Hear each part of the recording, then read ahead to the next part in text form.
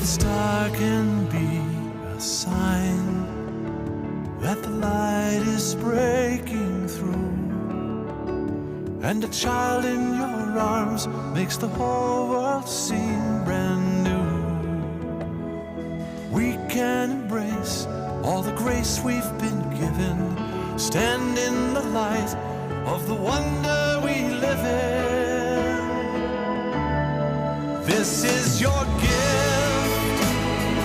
this brand new day. So take it to heart, take it on faith.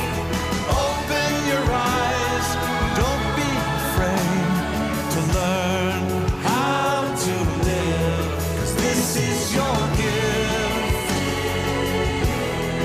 this brand new day. This is your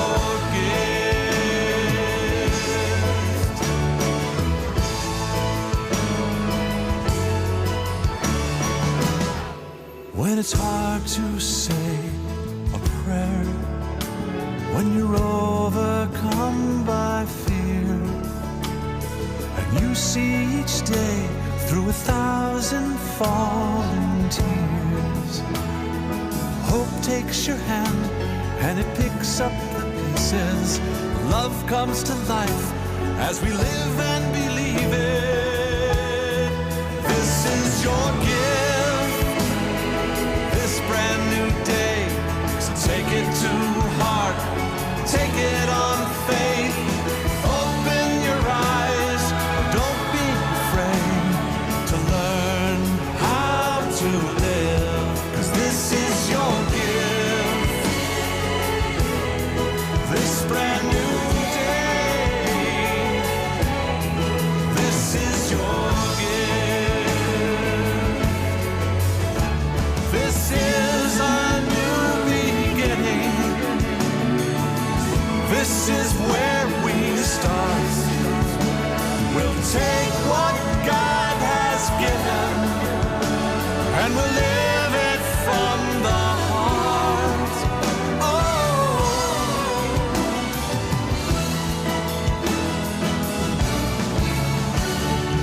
this is your gift, this brand new day. So take it to heart, take it on faith. Open your eyes, don't be afraid to learn how to live, 'cause this is your gift, this brand new day. This is your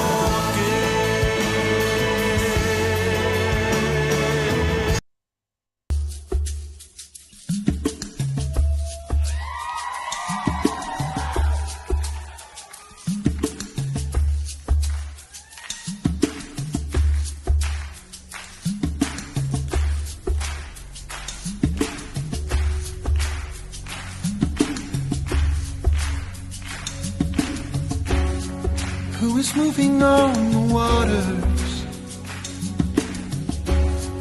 who is holding up the moon, who is peeling back the darkness with the burning light of noon, who is standing on the mountains, who is on the earth below, who is bigger than the heavens, and the lover of my soul. Creator God, He is Yahweh. The great I am, He is Yahweh. The Lord of all, He is Yahweh. Rose of Sharon, He is Yahweh. Righteous Son, He is Yahweh. The 3-in-1, He is Yahweh. Who is He that makes me happy? Who is He that gives me peace? Who is He that brings me comfort and turns the bitter into sweet? my passion, who is rising up in me, who is filling up my hunger with everything I need. Creator God, He is Yahweh. The great I am, He is Yahweh. The Lord of all, He is Yahweh. Rose of Sharon, He is Yahweh. The righteous Son, He is Yahweh. The three-in-one, He is Yahweh. You are holy and eternal, and forever you will reign. Every knee will bow before you, every tongue will confess your name. All the angels give you glory as they stand before your throne. While here on earth we gather to declare your name alone, alone.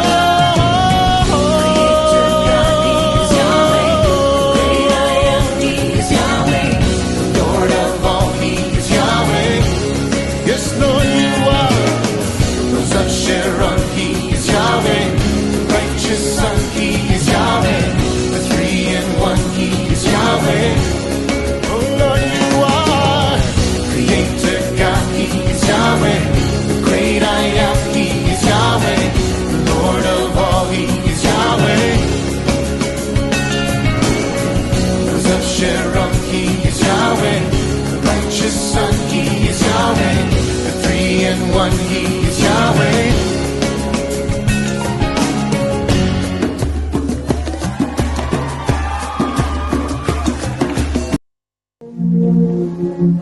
Blessed are the poor in spirit, for theirs is the kingdom of heaven.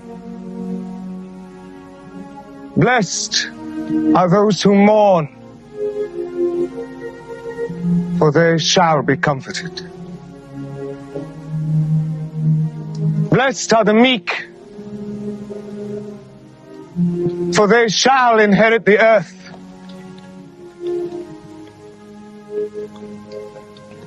Blessed are those who hunger and thirst for what is right, for they shall be filled. Blessed are the merciful, for they shall obtain mercy. Blessed are the pure in heart, for they shall see God. Blessed are the peacemakers, for they shall be called sons of God. Blessed are those who are persecuted in the cause of right, for theirs is the kingdom of heaven. Blessed are you when people abuse you and persecute you and speak all kinds of calumny against you for my sake. Rejoice and be glad, for your reward will be great in heaven, as it was for the prophets persecuted before you.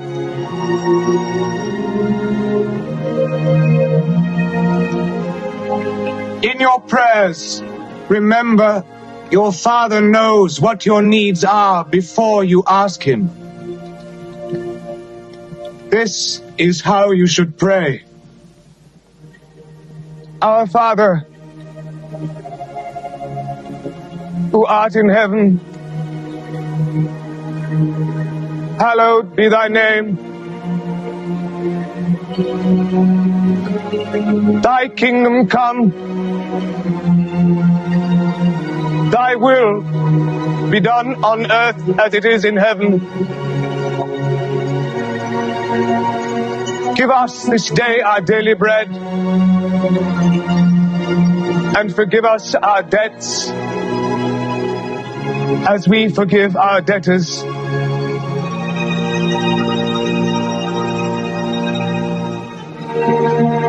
And lead us not into temptation,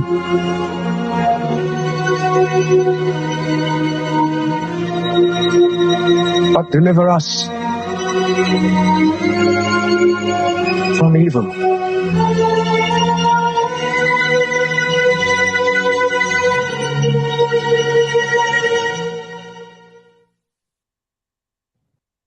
Good evening, everyone. I'm Bill B, Spiritual Warrior, and welcome back to another Warrior Mode show. We are really looking forward to diving deep into this topic tonight, the topic of UFOs and recent sightings and activity, including recent sightings from Des that we'll get into, and some of the personal experiences and sightings that all of us have had. So we're glad that you're with us, and we certainly appreciate you being here. And let's start off, as always, with our opening prayer, and let's bring God into this.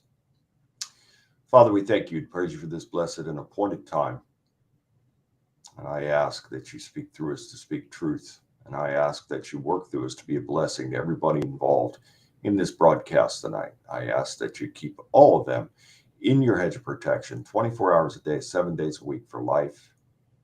And I ask that you bless them with an abundance of love, peace, joy, good health, and prosperity.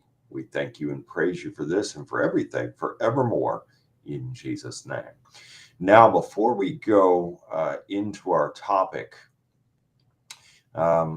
let's bring everybody in, Des and Travis and Stro, if you've reconnected. Did Stro reconnect with us? There he is. Okay. Hi, guys. I hope all of you have had a great week. Des, how did your week go? Oops. There it is. We got you. Yeah, there we go. Yeah, it's been very productive. It's been great. I've been blessed, and honestly, just in warrior mode. So Love it. the way today's world is, there's no other way to live other than being fully consciously awake, faith, strength, and And courage. moving forward, that's absolutely right. Very well said. And we're going to see some of the fruits of Des's labor here in a second, once we get a word from Travis and then Stro. Travis, how's your week been? Busy as always, back and forth to Tennessee, classes, work. Des and I working, getting ready to launch this new book for you. That's going to be fun. Got some other stuff going on with clients. My friend Tanya Charlton, that has David's Legacy, the nonprofit that's been helping there in Eastern Kentucky. She's got everything ready, so she's actually doing her official launch next Wednesday on the campus of the Children's Hospital at the University of Kentucky. Wonderful. So I've got some media pushing that I'm doing there, and just like I said, just moving forward. Love it. I'll tell you one thing.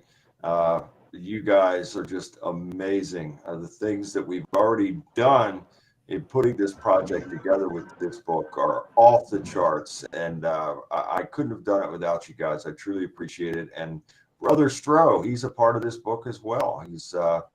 He's made a great statement in there. And you're all involved in this book. And I certainly thank you from the bottom of my heart. And Stro, how's everything going with you, brother? Are you making appearances today? Yes, actually. How are you all doing? And great to be here. Good to see you. Just to be here. Yeah. Thank you. I've been doing the Fall Festival here in Newbern, North Carolina for the past days. Tomorrow will be the last day at the grounds. That's been great. To go out there and meet people in the community. This Well, actually, Friday I'm helping my fellow members of the chambers. We're throwing a celebration for Hispanic Heritage Month, and Friday, and then this Sunday I'm going to be in Bluefield, West Virginia, for a combination Comic-Con Expo wrestling event there. So looking forward to seeing all the West Virginia peeps up that way. So yeah, just getting out there and doing things, and blessed that the Lord's allowing me to. So it's all good. When are you going to be in Bluefield? Bluefield this Sunday at it's at they're holding the expo and everything at the Green Valley skating rink. Okay, I know that area. I lived there for a while. I'm only about 2 hours away. Well, that's awesome. Travis, that might be a possibility there to where you could meet up with Brother Stroh. It could be. I'm gonna have to check into that. Oh, awesome! That'd be great. Yeah, I'd love to meet you in person. I think that would be great. That'd be cool. And all this is going to come together soon, that's for sure. Now, before we go any further into anything else, I want Des to unveil this fantastic promo that she has put together. And boy, it is impressive. It's just, I have a team of people here that are just expert at what they do, and it just makes it that much easier for me to be able to get my book out there and to be able to reach a lot more people. So again, Des, show everybody what you've put together here. Travis and I saw it. Stroh, I don't know if you've seen it yet, but it's fantastic. Oh, thank you. There we go, folks. Actually, 1 second.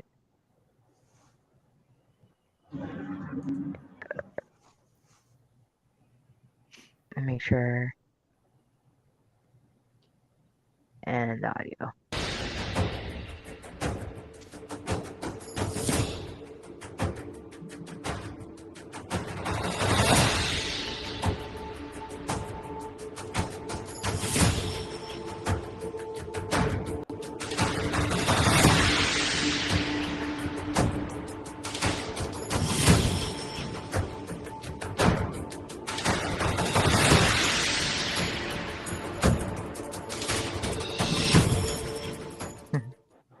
Just amazing, absolutely amazing. Yeah. Wow, that was awesome. And It was from all a promotional wonderful. aspect, and Travis, I'll let you answer this. Doesn't that pretty well sum everything up in a neat little package there, to where with someone who is considering this Thank you. for either their program or whatever it may be? I mean, they're seeing everything there within seconds. Would you concur with that? Oh, absolutely. I plan on embedding that link into a new media kit and sending it out and having them take a look at it. And I think we're going to see amazing results as far as interest from the media wanting to get you back on for interviews. And again, this, getting you back on Coast to Coast AM with George and Tom is going to go a long way in doing that as well. I'm just excited to be working with Des on the project. Yes, Same here. absolutely. Same I'm here. excited to have the three of you involved in this. And, Stroh with his statement has now come into this, and there are many of you, everybody that's involved in this book. I truly appreciate all of you, and thank you for being a part of the book. And this is, I never get excited about anything, to be honest with you. But this project, I am excited about. I really am. I just, I feel that it's going to reach a lot of people. And the book goes beyond presenting disturbing stories that are real and authentic. I haven't made up anything. Everything I put in there happened as it happened, with no embellishment or exaggeration at all. However, the most important message of the book is that God is with us and for us, and he can help us to overcome the very worst of circumstances. We've all had a darkest hour. We've all had a worse day. We've all had a day of shame. We have all been down the long and dark and hard roads of life. Yet, if we will just come back to him and reconnect with him in a real and authentic way, even though we may be in a situation that seems impossible, Mhm. God will make it possible for us to be able to move forward and beyond that situation.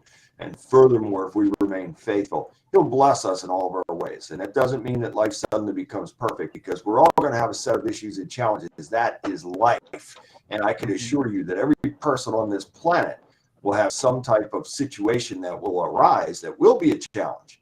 However, we are ready to meet those challenges in knowing that God's with us and for us, because if God's with us, then nothing or no one is going to stand against us. We're going one way, and that is forward. So that's what I pray the ultimate message of this book will be, to where the reader will see that this is a triumph of God's mighty and holy power over the evil and demonic forces of the enemy.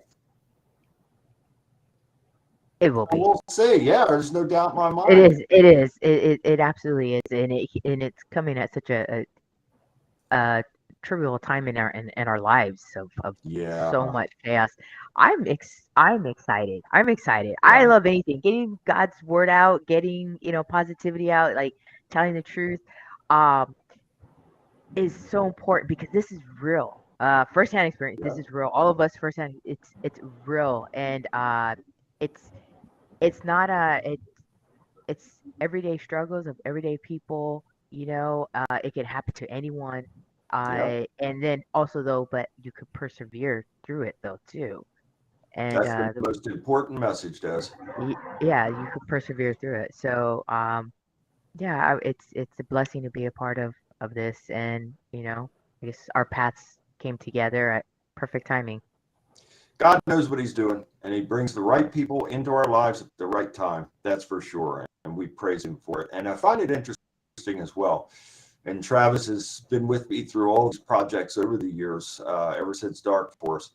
I am not a scholar by any means. I'm not an intellectual champion. I try my best, and I'll tell you, God has blessed me with wisdom and knowledge far beyond anything that I could ever imagine in my life. But I do not have the academic credentials to say that I'm some type of genius writer or something like that. I wouldn't dare make those claims. However, I see in the writing, and as you mentioned this before, if you go back and look at my first book, Dark Force, Hmm. again, did my best to present the story in the way that it happened, but academically it was lacking because I was challenged as a writer. And now coming, if you go back and look at that to where it is now, it's just amazing because God has helped me to, and again, I don't claim to be an expert writer or anything like that, but let's just say that the writing has vastly improved from that time. And I'm very thankful to God for that. So it just, with the past books, it was a challenge. It was really a lot of stress and a lot of pressure to sit there and try and, as I've said many times, outline and define. So in outlining and defining, we have to get the content together, and then we have to shape that into a flowing, cohesive story. And that's difficult for someone Right.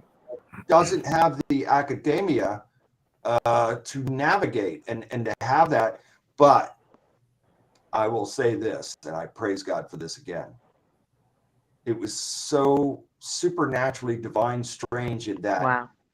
In this one, and make no mistake, I had to do my part by doing the work and sitting down every day and every night for hours, even when I didn't feel like it, to put this together, because that's the only way a project like this gets done. Whether you feel like it or not, you have to be dedicated to that project until it's done. And so that's what I did. But the writing was much easier this time, and and I thank God for it. It just flowed more cohesively. Maybe it's because I was so familiar with the cases that and that's strange as well, because I'm scratching the surface here in this book. I'm presenting cases.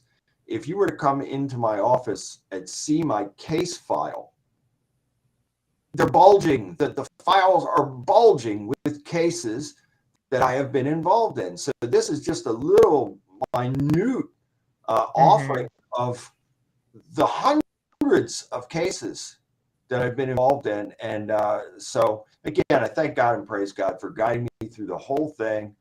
I think it was meant to be. The right people are involved in this at the right time. And I just pray that and I always pray this. I prayed over that writing when I started, and I prayed over it when I typed the last word. And as a matter of fact, I completed that manuscript. I believe it's 6:10 a.m. this morning. And I prayed over it after completing the last word. And then we have God's blessing and seal on that. So when all of you out there get a copy of this book, you can rest assured that it is blessed, sealed, sanctified, purified, cleansed, and made holy by God. Even though it is a disturbing account in some of these cases, God's hand is on it. So don't you worry for 1 second. This book is blessed, and it will be blessed to anyone that it goes out to. And I praise God for it. So we'll just continue to roll from there. So I'm thankful. I feel like a lot of pressure is off of me now in the writing aspect to have the project completed. But now we have work to do, Right. obviously in the marketing promotional aspects of it, you know, and getting it out there to the mainstream and things of that nature. And we'll see that through as well, because God is with us and for us, and he'll help us to see every bit of it through. But I'm excited, and I am quite relieved now in knowing that the writing is completed. Now it's in your hands, Des, to get this thing proper formatting, and we will. And then we have a whole new ball game in PR and marketing, which we will see that through as well. Absolutely. I love that word. And this, everything is being, because I pray before I work creatively, especially when I'm working with God's work. I always say a prayer, and I always ask God to help guide me and direct me and let it be God's will. So it is just it's awesome. It's like we're like, like a football team, we're just like You better working on believe it. passing one ball, one prayer to the other prayer, and Yeah. it's beautiful. We are a I've team. never, but I think that's beautiful. Stro, It I'm is. sorry, this might upset Beefcake and Valentine, but this is the new dream team here. So Oh.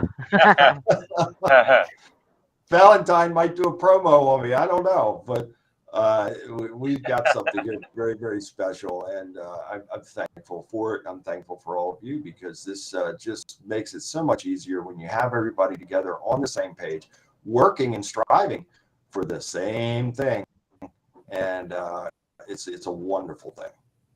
Absolutely. It is. And I was going to say, Bill, don't ever let me hear you say that you're not a scholar, because you are. You're a Thank you, brother. You're a self-taught scholar, and there's nothing wrong with that. And you are an expert in this field. And your writing has evolved, but every author has that. They all take that path. Mhm. You go back and look at early writings from early novelists and early authors that are considered great today. They all started in an area, and they had to hone their craft. They had Yeah. to and yours, that original story, you talk about the way Dark Force is written.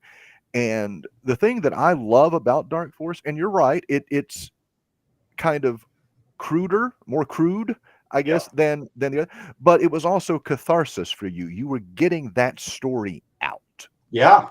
And what I love Yes. about reading Dark Force is it is so raw Mhm. and emotional, and there's such an attachment of that story to you, and Absolutely. I you are felt lighter. projecting that story.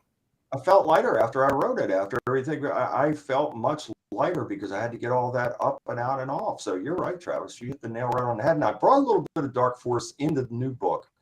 The little bit that I brought into the new book was a little bit in the introduction, and a little bit in chapter 1 about how everything started. And then even in chapter 3, which I mentioned, life for me before becoming the spiritual warrior, and the struggles that I had in life, with just terrible depression,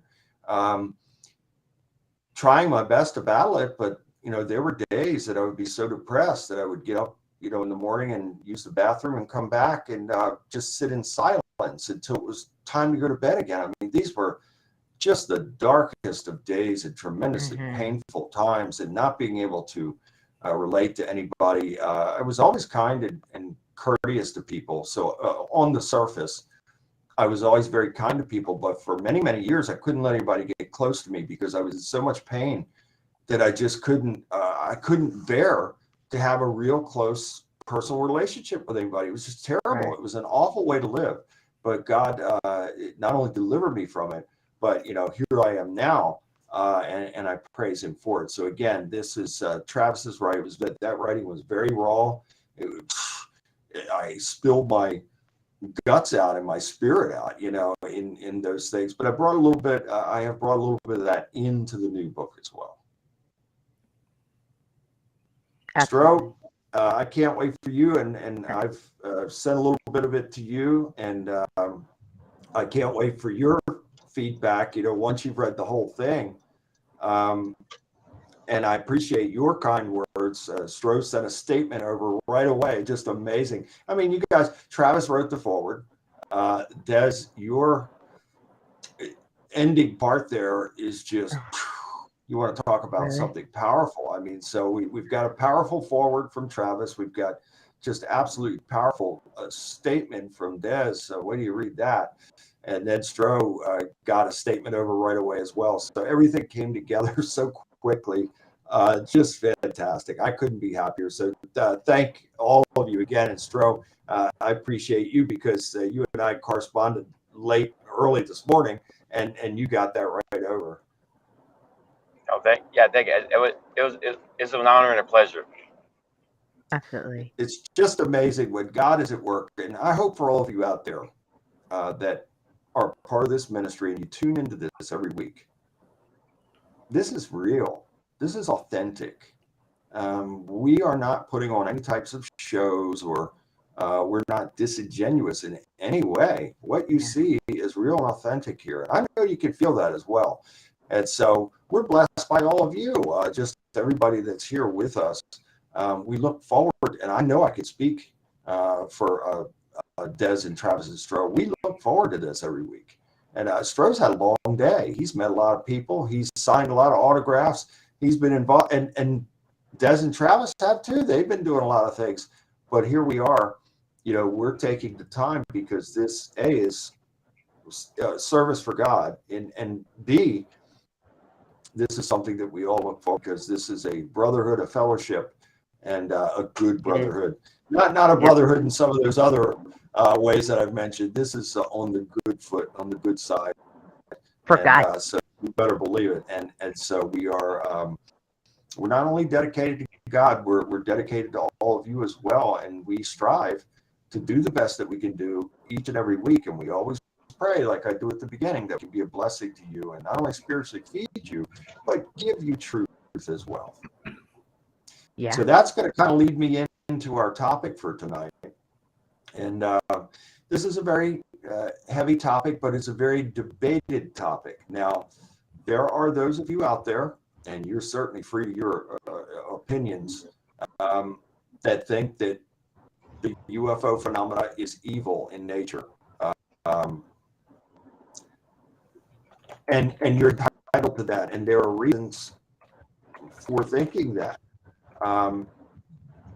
However, I can tell you from firsthand experience that I have had many divine encounters and experiences with unidentified flying objects and non-human beings on some occasions. Mm-hmm. So they're not all evil. Yes, there are evil ones out there, and they have bad intentions, and we're going to get into some of this. But let me start by saying this. I'm going to read this. We're going to start. Let's start biblically. Okay. And let's take it right from the Bible. Psalm 68:17. The chariots of God are 20,000, and even thousands of angels. The Lord Yahweh Elohim is among them. So to me, that psalm is clearly stating that our glorious God, the creator of the universe, Yahweh Elohim, has chariots. They are flying chariots called Merkaba, divine Merkaba craft. And so I truly believe that when Hasatan, Satan the devil, was cast out of heaven with a third of the angels, the B'nai Elohim, they came down in those flying craft, which I call Vimana. And they came down here and they took human women and produced a hybrid offspring called the Nephilim, who in turn went and had unnatural sex acts with the beasts of the field, producing another offspring, which are the Bigfoot, Sabe, Sasquatch creatures. So this is all connected. I urge all of you to do the research. You don't have to take my word for any of this. Pray first, ask God to guide you in the right way, and ask him to guide you to the truth. And you will be shocked to see, especially when you delve into this and do these studies, that what I'm saying is true. So I'm going to talk about a few scriptures here, and then I'll let you guys come in on this. Psalm 104, verse 3, he lays the beams of his chambers on the waters. He makes the clouds his chariot. Talking about God, Yahweh. Ezekiel 1, verse 4, and I looked, and behold, a whirlwind came out of the north, a great cloud, and a fire unfolding itself, and a brightness was about it, and out of the midst thereof, the color of amber, out of the midst of the fire, a rushing windy great thundercloud like flying craft out of the north. The vehicle had the appearance of a brilliant glowing fire all around it. The center of the vehicle was illuminated, and the UFO craft was also a polished metal. So that's the account of from Ezekiel 1, verse 4. Exodus 16, verse 10, and it came to pass as Aaron spoke to the whole congregation of the children of Israel that they looked towards the wilderness, and behold, the glory of the Lord appeared in the cloud. So in many of the scriptures mentioning UFOs, they'll be mentioned as cloud, pillar of a cloud, flying tabernacle, chariot, flying scroll, flying roll. All of these mentions are applied to unidentified flying objects that are witnessed in the skies by the people in the Bible. And let's not forget the pillar of fire by night and the cloud by day. You just took it right out. You just took the words right out of my mouth, Travis. Go ahead. Tell them about that. Well, in the account of the children of Israel being led out of Egypt, they were led by God by, at night, a pillar of fire that led them, this glowing light in the sky that led them. And during the day, it was a cloud that led them. So it changed its appearance. Right. And then, I mean, let's talk about the Star of Bethlehem that the wise men followed. That's absolutely correct. That's right. It's all there. It's just very difficult for people to grasp this.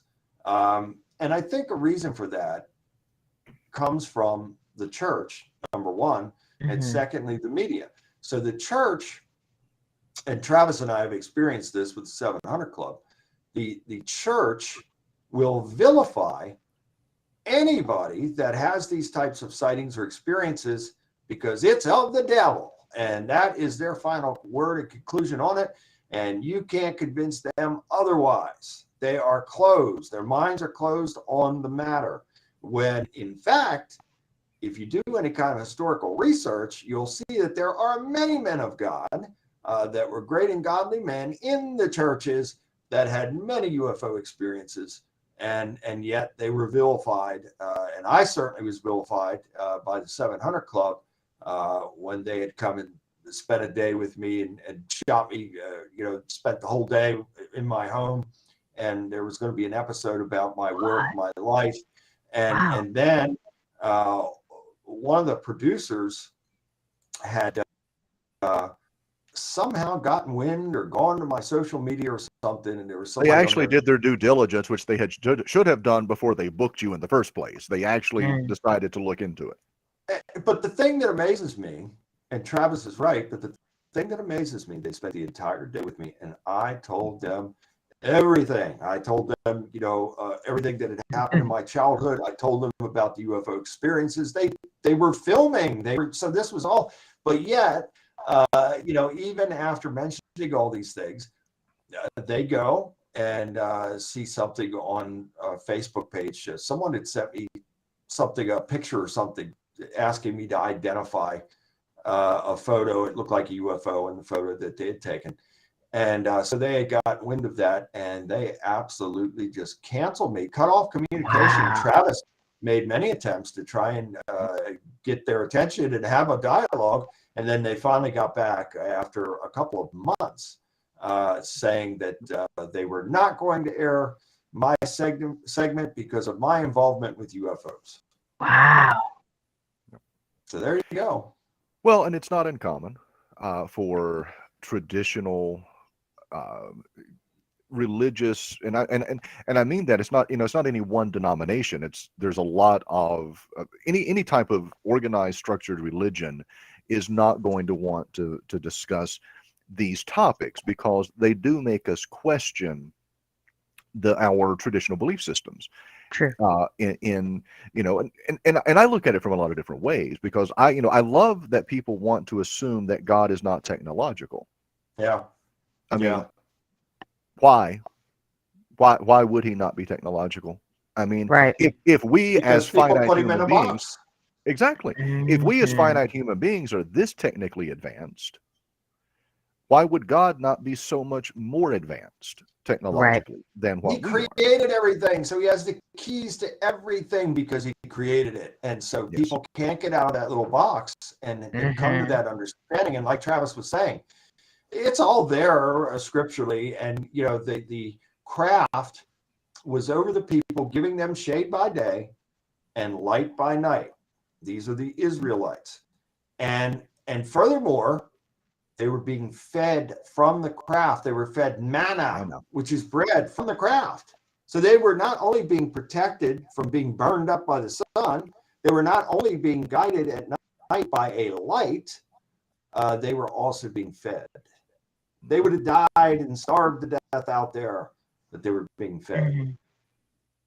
But people, they just, a lot of people grasp it. And there are churches that I've been into to where some of the pastors, they understand this because they took time to really study and come to their conclusions. But there's a lot of other churches, they would not want me in there talking about these topics. It just does not fit their narrative, because I think what happens, and I'm not vilifying all the churches, but unfortunately today's version of church has fallen by the wayside in many cases.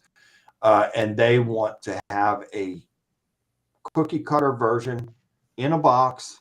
Yep. That gives them control over the congregations, and therefore it becomes easier for the people to come and go, get a word, get a pat on the head, and then we'll see you back here next week. And I'm sorry to say it that way, but that's really what's happening. It's my God, my rules. Mhm. My God, my rules. My box. That's where I put him. And if you don't believe the way I do, you can't play in my church playground. Yeah, that's Pretty it. much. That sums it Pretty up. much. That sums it up, and it's very sad and unfortunate because there is so much more to this story. And we should always be, God says, Hosea 4:6, my people are destroyed for lack of knowledge. So we should always be seeking and thirsting for knowledge. We'll never know it all, but it should be a part of our daily way of life to always thirst and seek knowledge, because knowledge is power, and power perceived is power achieved. So in my life, that's what I try to do. And I always do that. And I want to know the truth. I want to know as much as I can possibly know. I don't want to follow the crowd, because a lot of the crowd are deceived and they're under control. So if they're going one way, I want to go the other way, because I'm not going to be deceived and under control of anyone or anything. So that's just the way I live my life. And Travis is absolutely right in these things that he's saying. It's sad, it's unfortunate, but that's the way it is. And furthermore, if we go back, and this is not a hit piece on the church or anything like that, we're just speaking truth. But if you go back to even when Christianity was first established, which was through the Roman Catholic Church, and it really gives me every time I hear a pastor say, those Catholics, they're damn hellbound and all that. Well, buddy, you're a branch off of that tree. So there are 34,000 different Christian denominations in the world. There's 1,200 in the United States. Every single one of them are a branch off of that tree of Roman Catholicism, because that's where it started. So when the Catholic Church was putting together, coming together, and the priest would read the Bible to the people. The people were prohibited from reading the Bible because that priest was to be seen as the authority from God. He was an extension of God, and he was the one that was going to deliver the word to you, and you are not to go outside of that. And that's how it was, and that's how they gained great control over the people and the congregations by saying, look, you don't get out of line here. He's going to give you the word, and don't you go researching any more outside of that. That's how it was. Travis? Well, no, it was. I mean, and part of it started because there was such limited education. So a lot of people couldn't read. Yeah. And that started, and it continued, and it became tradition. And then, even to this day, my ex-wife was Catholic, and we attended Mass on Sunday mornings. And actually, honestly, from a feeling comfortable in a church setting anymore, I actually like the Catholic rituals. I like the services. There's a mindfulness about it. I always said if you could get the Catholics and the evangelicals actually on the same page, because Catholicism is all about your relationship with one another, whereas the evangelical side of things is always about your relationship with God. So you've got this vertical and then this horizontal kind of way. And if the two could just come together so that we could realize that once you have a good relationship with God, your relationship with man should be just as good. Sure. I agree. That's why agree with that. That's why when if you look at the 10 Commandments, you can sum them up into two things: your relationship with God and your relationship with your neighbor. That's it. That's all that they are. Absolutely correct. Yeah, that's absolutely correct. So God and man is present in all of those. And I've said it many times, and I continue to say it, that yes, I'm in service to God every single day of my life. He is first in my life. He will never be second in my life. He's always first. However, as part of my commitment and my faith and dedication to Yahweh, I'm in service to my fellow man as well. So it works hand in hand, just like James said, that you cannot have faith without the works. So there are those who will say, saved by grace, and I don't have to do anything because I'm saved under grace. That means I can do anything and everything because I'm saved under grace. I'm sorry, I don't agree with it at all. Yes, God loves us and he does save us under grace, but we got to do our part. And our part is to do good works and to try and do the best that we can do, be the best that we can be each and every day. It's essential. So James said, silly vain man, don't you know that faith without the works is dead? You cannot have one without the other. Right. So, And James also said you can't speak good about God and ill about your neighbor. True. Again, it comes back to that dichotomy that we have to have those things. Everything has to be perfectly aligned. Bill, you say it all the time: vibration, harmony. Yeah. Those things have to be there. Now, I was going to go back to the 10 Commandments, though. Did we even talk about the cloud and the thunder and the lightning and the fire that settled on the mount when Moses went up into the cloud? He went up into it. Yeah. Travis is on fire tonight. He's taking the words right out of my mouth. I like this stuff. This is my jam. I can get down with this all night. Yeah, I was just going there as well, that when Moses went up on the mountain, he was there for 40 days and 40 nights. He wasn't sleeping on the mountain. He went inside the craft that was hovering over top of the mountain. And there, in going into that gigantic Merkabah, divine Merkabah of Yahweh, that's where he met with God. And that's where the tablets were formed. And then he comes back down. And a lot of bad things happened too while Moses was gone for those 40 days and 40 nights, to the point to where Yahweh was going to destroy the people. He had had enough because they started a false worship of the golden calf, and he was going to destroy them. And it was Moses begging him not to do that. And so Yahweh, he cooled his anger because Moses was so over those people, the thought and the great imminent threat and possibilities of all those people being destroyed because they had angered God with their false worship. And so there's a lot to that story, but you better believe it. There are 70 scriptures in the Bible that describe UFOs as clouds, pillars of a cloud, flying tabernacles, flying rolls, flying scrolls, you name it. There are depiction beams of light. There are many descriptions and depictions of UFOs. And Travis, I'm thinking about a show that we had with Kev Baker a couple of years ago, and boy, some of the depictions in the artwork. And Stro, you've probably seen these as well. And Des, I know you've seen these. Some of the Renaissance paintings depicting what's the one there, Travis, with I believe Mary. It's Mary, and there's one at the baptism, there's one at the birth, there's one at the Annunciation. I was trying to see if I've got. I don't think they're on this laptop. I think I have them on my old laptop. I had the entire slideshow presentation on there, but I don't think I have it on this one. I can get it and bring it over and send it to Des. But I mean, there were so many depictions in the Renaissance artwork. Well, one of the biblical references, Bill, and it's one of those that never gets mentioned. Even when Ancient Aliens with Giorgio Tsoukalos, when they do this topic, they never mention one in particular. And it always fascinates me. And that's from the book of Revelation, where it talks about the city New Jerusalem descending out of heaven. Oh, yeah. And it's 1,300 miles wide, 1,300 miles long, and 1,300 miles high. That's not a city. That's a craft. That is a craft descending. So for those of you that have seen Close Encounters of the Third Kind, yes, very accurate depiction based on the scripture of what they put into that movie, where you see the big, like Travis is describing, this gigantic craft coming down, descending down.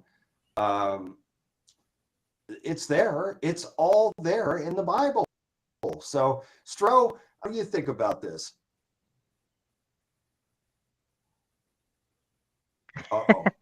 We see you, but we can't hear you, brother. Gotcha. I know. Still not hearing you, Stro. We see you. He says, okay. All right, Travis, we'll be right back. Oh, there you are. Oh, there he is. There we go, brother. Oh, okay. All right. I had a similar experience, kind of like from the scene from Close Encounters of the Third Kind, where Richard Dreyfuss, remember when he's driving the electrical truck, and he thinks he sees a vehicle behind him, and the lights go on up. Yeah, I had a particular experience actually on my way back home from an event when I had gone to the mountains, where I thought a vehicle was behind me, but the lights shot up in the sky, and I looked up and it just kept going. Right?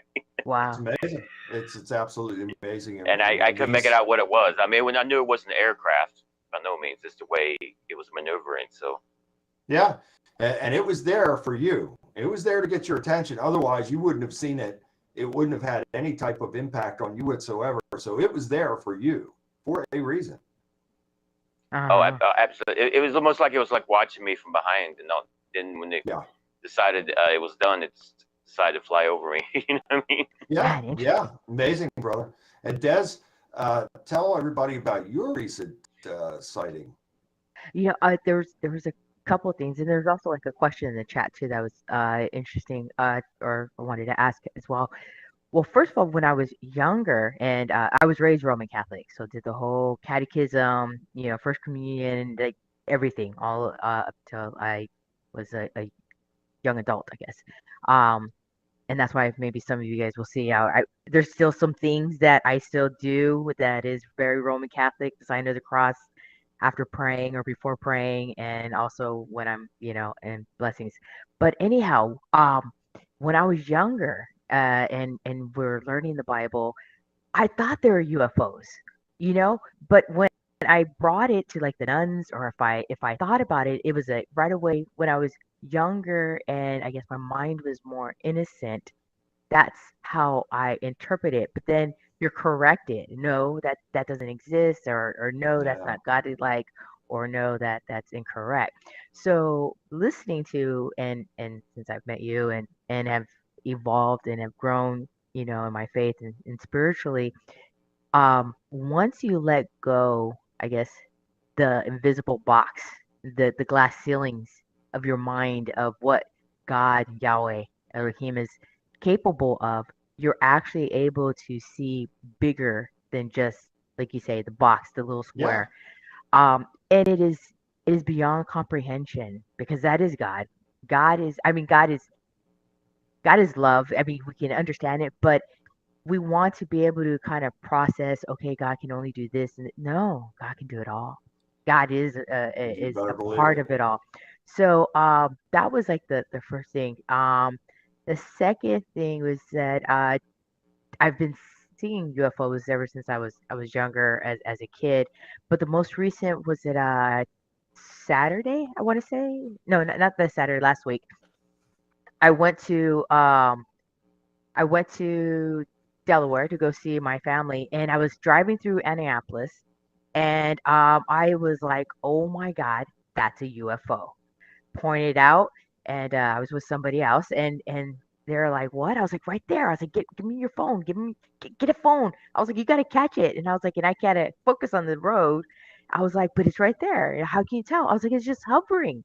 It's this little Yeah. silver round one, like little like a bullet, just hovering." And they're like, "No, no, no, it's a plane." I was like, "No, that's a plane." And you see the plane going by. Yeah. I was like, black, and the lights. I was like, that is not a plane. I was like, that's not a reflective balloon. It's not a weather balloon. I was like, yo, they are getting so just brazen. I was like, it is Yes. just so like right there in your face. Now NASA just started, and is finally, they cannot deny it anymore. Study groups of UFOs, and so I was like, and the government now are just, it's so much. It's like you can't deny it. And with social Can't media sweep under the now, rug anymore. yeah, No. with social media being the way it is, and people are able to record everything and upload and all that, you can only circle back. You can only circle back, or like, do whatever you can so many times before you have to just start having answers. And it's about time people are starting to demand answers, and want that. But that was a circle silver one. I'm more familiar with the black triangle Yeah. Which you ones saw that growing in up Baltimore recently in as well. Baltimore. Yep. Yeah. Yeah. Several times. I've seen over Hmm. in Baltimore. And And they come over here. They come over here every morning. Uh, in the beginning, I thought it was one, but then I started seeing two. And are these craft? The question for me would be, and at first I thought, okay, are they the TR-3B secret government military craft that supposedly can go off world, or are these craft a part of something else and other beings operating them? Now, I regularly, and it's at different times, so it's not at the same time every morning. The 2 nights ago at 11:45 p.m., and I can hear it. So if I'm sitting here at my desk, I hear the roar, and then I go to the mm, window and then I see it. Now, there's been other occasions to where I had headphones on like this. I was playing my guitar, and I was playing to music, to a YouTube video, and the music was up pretty loud in the headphones. And this craft, I would say probably, I would count 50 seconds probably by the time that it got my attention, and I had to take the headphones off. I had to take the guitar off, put put it down and go to the window. And by all that, because I continued playing the song when I was hearing it, I still continued playing. So I would say at least 50 seconds went by before I got everything off, stopped, and went to the window. And that triangular craft was hovering out there in the sky, right in front of, I'm on the 5th floor, and it is right in front of me out in the sky. And then it starts slowly moving away, northeast. And you could clearly see it, that it was a triangle. It had 3 lights, 3 white lights on each corner. And then it had a reddish orange type of light in the center. And that thing makes a distinct sound. Another time, I would say, and that probably happened, I would say probably somewhere 5:30 a.m. in the morning. Was it like this one? Time, yeah. And the lights on the edges were more white. They didn't have any red or orange tint around them. They were more white. And another time, I'll never forget this because we just talked about close encounters. Now, if you could think about this, remember how they were trying to communicate with the craft through music, frequency and vibration. Dun, dun, dun, dun, dun. Okay, so that's frequency and vibration. They're trying to communicate with the beings through these means. I would say, and I have a vast diary of notes when these types of things happen. It was late. It was probably between 4:30 a.m. and 5 a.m. that morning. I heard what sounded like a trumpet. And I thought, what in the world? Now, this is 5 in the morning. There's nobody outside playing a trumpet, okay? Do you think it was Revelations? I would have been like, the angels are singing the trumpets. I paused. I thought, okay, so I heard it again. And I went to the window, and there it was. The object was sitting right there in the sky for me to see. And then another time, I was sitting here at my desk, and I was working. And again, probably between 4 and 5 a.m. in the morning. And this beam of light, it shined right on me. It was a white beam of light, came right through the window, shined right on me. I stood up, went to the window, and there it was. So and I don't, in some instances, I absolutely feel like it is divine. If you have that clip, Des, of the video that I shot on August 19th, I believe that was divine.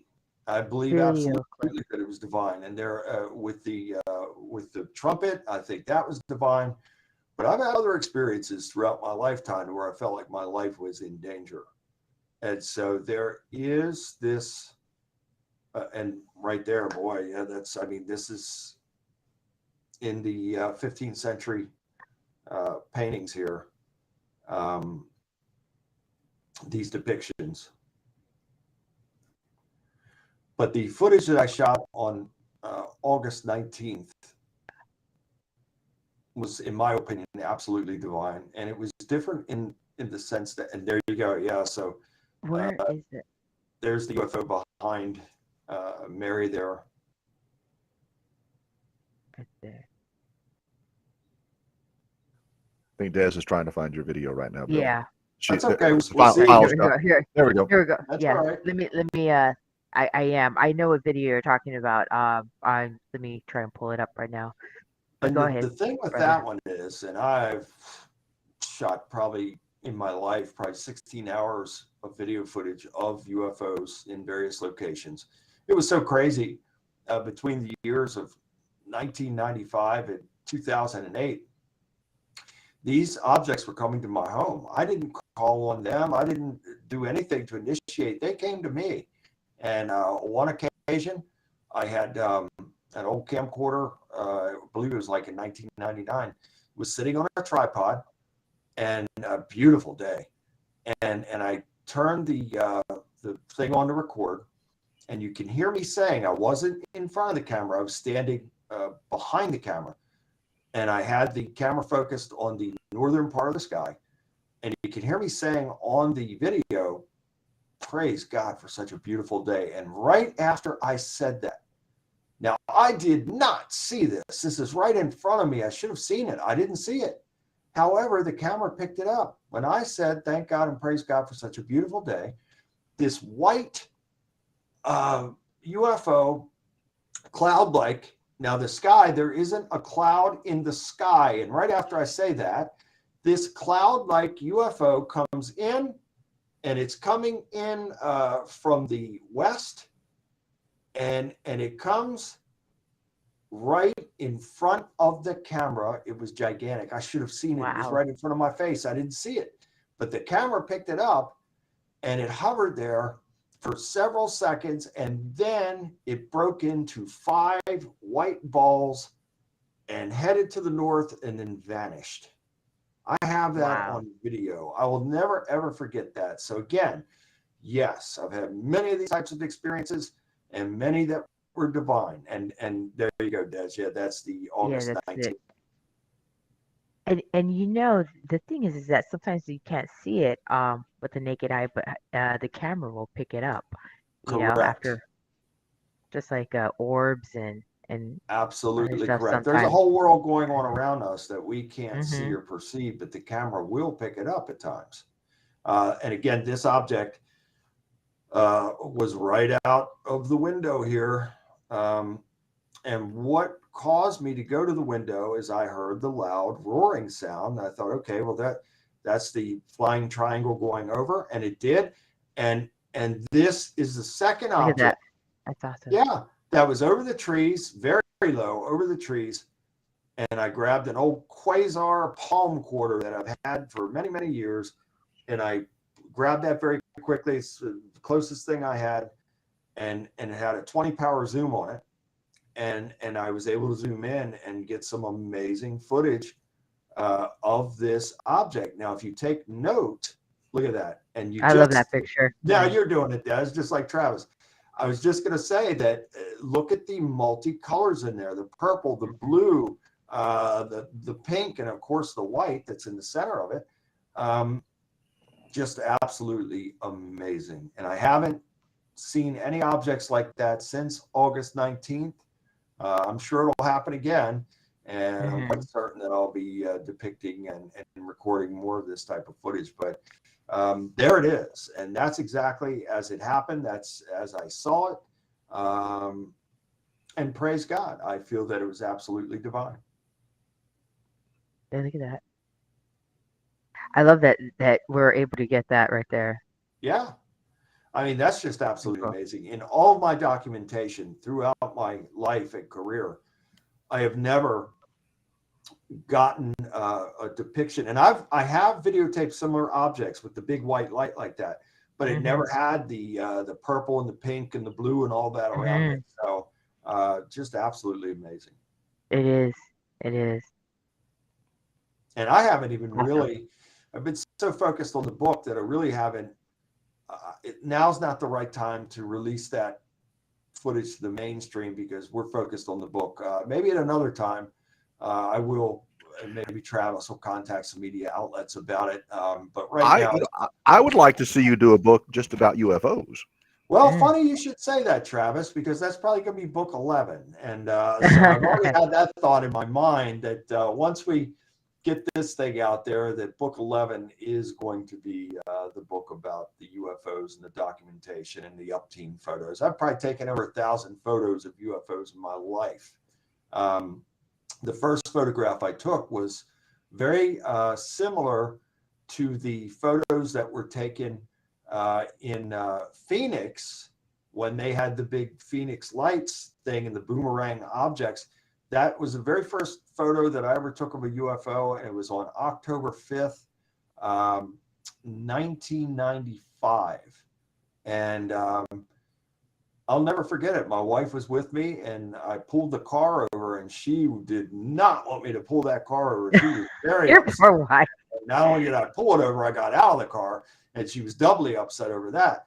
But the object had come in from the west. It was heading east, and it hovered over the trees, just above the trees, and it was shaped like a boomerang, and it had orange in, I think, 1, 2, 3, 4, 5, 6 or 7 different, I think it was three of the things on each edge and then a round light in the center. And it was orange red, and it had like these yellowish orangish circles of light coming from that thing. And it was silent. It was completely silent. It was hovering over the tree line. I snapped off about 8 photos. I had an Olympus 35 millimeter camera, Olympus OMG 35 millimeter camera at the time, back in 1995. And I snapped off 8 shots. Only 1 turned out. And after the 8th shot, the thing just silently zipped down the tree line, just barely above the trees, and zipped right down the tree line to the east. It was like it was on a wire or something. It was just so amazing to see something that large, hovering, and we saw it moving at first, but then it came to a complete stop over the trees, and it's silent. And then to see that thing just zip right down the tree line like that, it was so bizarre. But that was the first photograph that I had taken, and then the floodgates opened up after that. And again, I was not seeking UFOs. They came to me. And the reason for that, I don't know to this day. But I can assure you that many have been divine encounters and experiences, and then others, I did feel like my life was in danger. Well, I was going to say, I don't know if you can actually hunt UFOs. I think they appear. I think that unidentified aerial phenomena appears to individuals that are operating at that level, Bill, that you're talking about, because I think they're there all the time. I just think we don't always see them. Correct. And I don't think everyone can see them, because you've seen them and then taken pictures and there not be in the footage. Yeah. It's true. So I think there are many layers, and I've been watching the some of the messages over here, and I'm going to address. Bill and I are going to tag team one. And then, so one of the questions in there, Bill, was, okay, first of all, let me go back. You were mentioning Close Encounters of the Third Kind, where they use music to communicate. There is a reason that music is prominent in every form of religious worship ceremony consistently across humankind. Doesn't matter if you're talking Christianity, doesn't matter if you're talking Judaism, doesn't matter if you're talking Aboriginal, doesn't matter. Music music plays a key element, because it does change our makeup. Yeah. And then I was going to say, what does Des have? Does she have an alien? What? Did she just pick up a gray? Is that a gray? There's a guest star appearing there. The other thing, someone asked, if God is a spirit, why does he need a craft? We're not saying God needs these crafts. He creates everything, including the devil. The devil and his demons, how do you think they got here? Through the creator of the universe. The devil served God in a very high place in heaven. He was the choir director in heaven. He was privy to a lot of the secrets of heaven. And Travis is absolutely right in what he said. Frequency and vibration. It's right there. And again, we're talking about some other things, looking at, why are there 9 planets? And yes, I still consider Pluto a planet. I don't care. I just don't. I'm sorry. It's old school thinking in me. It's always going to be a planet. That's just the way I was raised. That's my education dollars at work. It's a planet as far as I'm concerned. Why are there 9 planets? Why? What possible scientific and spiritual explanation is there for there being 9 planets in this solar system? And we know there's planets in other solar systems. They've been photographed. We've seen those images. So what we're dealing with here goes, as I said, there's layers to all of this. And is it ever all going to be understood? Absolutely not. No. Absolutely not. No. It's beyond our, there are some things that, and it goes back to what I was saying earlier, that we must always seek and thirst for knowledge. But even with that, we'll never know it all. because God doesn't want us to know it all, because his ways are different from our ways and his thoughts are different from our thoughts, and we can't even begin to go there. And so we have to do the best that we can do. And I want to give a shout out to Valentina. Thank you for being here, Valentina. And, that's someone that I should have reached out to. Valentina is someone that God worked through me to help. I love her dearly. We've been friends for a long time, and she's doing very well in her life now.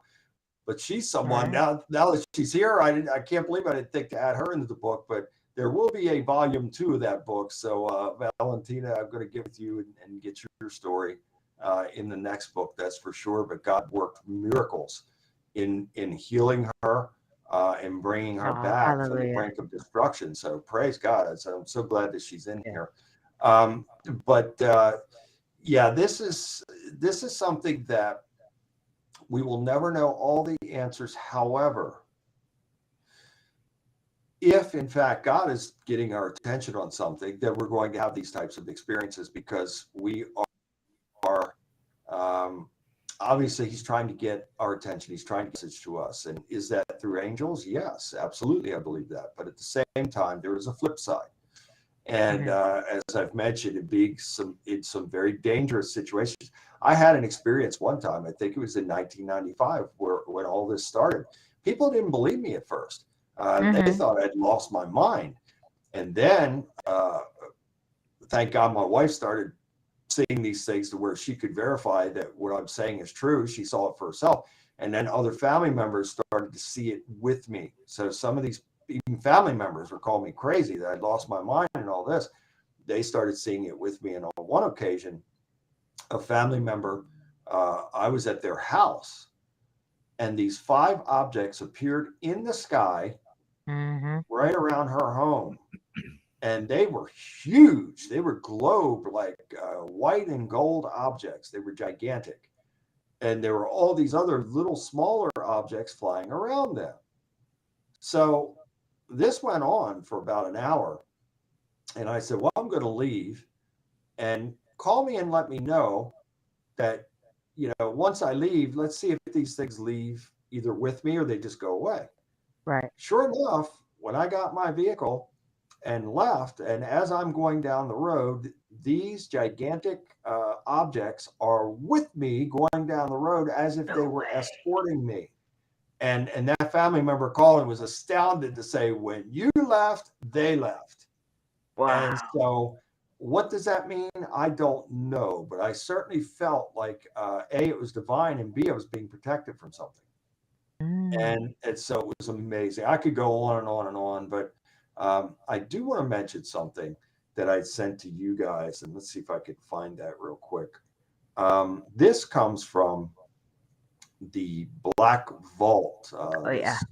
John Greenwald has this Black Vault, and what he has is he obtains these documents through the Freedom of Information Act, and in most cases the documents are blacked out, but in this case, this is something that I came across, and what really alerted me to this story was having that program on last night, Strange Encounters or whatever it was called. I don't know. It's on a lot. So I was kind of half asleep, but I heard them talking about a story that came out of Siberia. And I'm going to read a little bit from this document. It says, and apparently this took place, from what I'm reading here, it says, after Mikhail Gorbachev dissolved in 1991, the KGB top secret intelligence administration, a lot of material from the department found their way abroad, in particular to the CIA, imagine that. As reported by the authoritative magazine, Canadian Weekly World News, U.S. intelligence obtained a 250-page file on the attack by a UFO on a military unit in Siberia.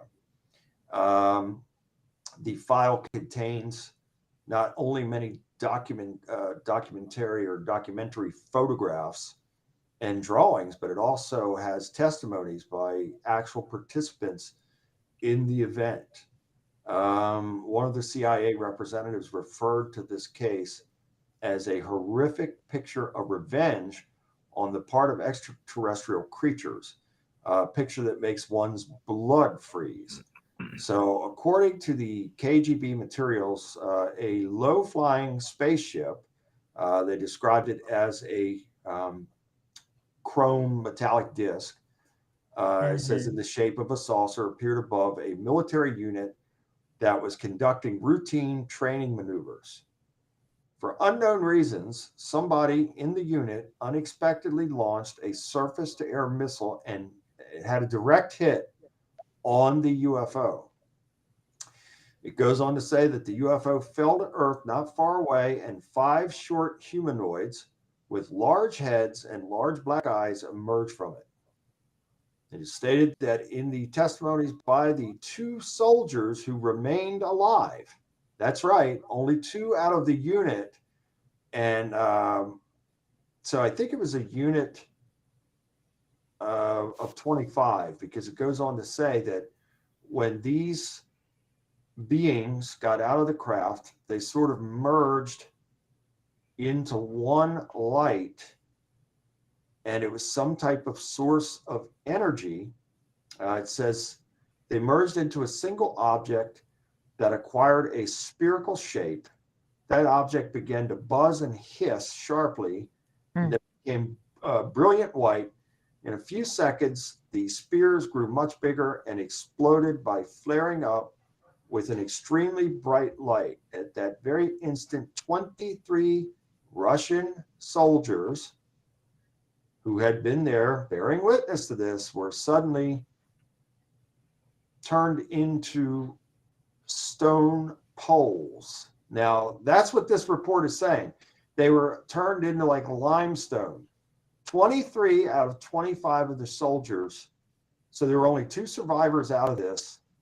And if this report is true, which it looks like an official document to me, I have, and yeah, there's the Black Vault website.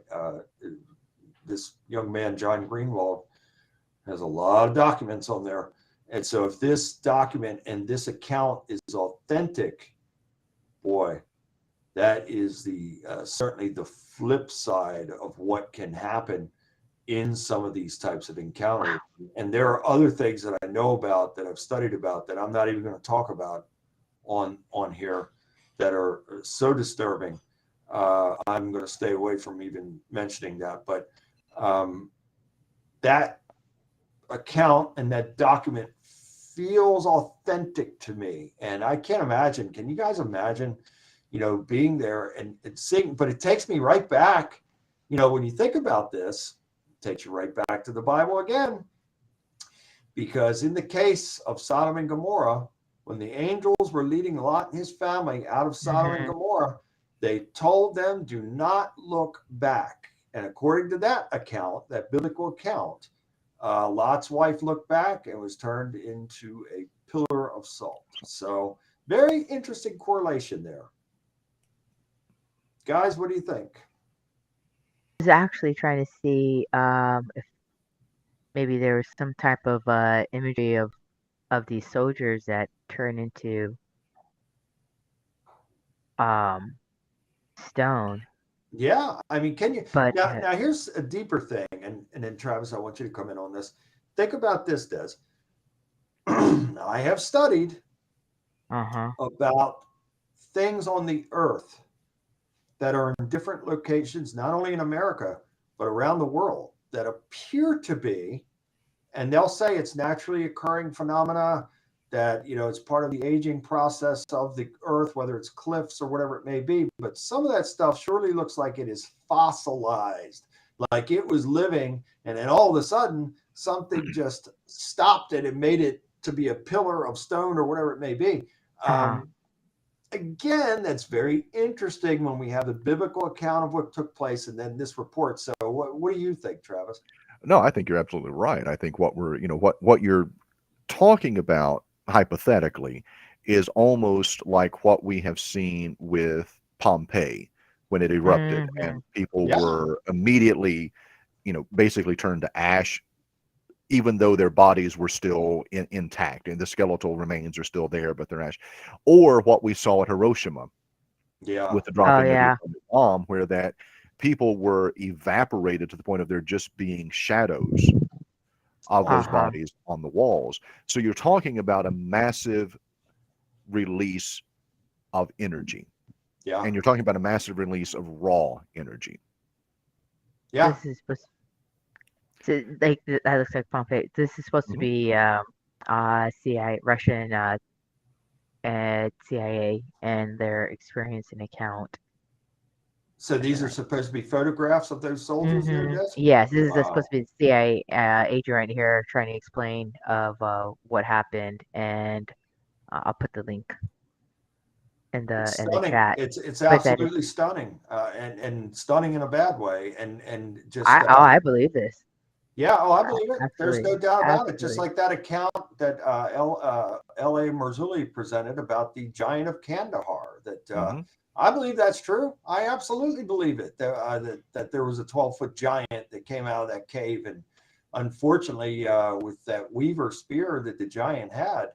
According to the account, he ran that through one of the soldiers, and obviously, absolutely, probably killed him as soon as he put that through him. But then, this giant now has a grown man, a trained soldier on the end of this Weaver spear, and then the other soldiers in the unit opened fire with automatic weapons and took this thing down.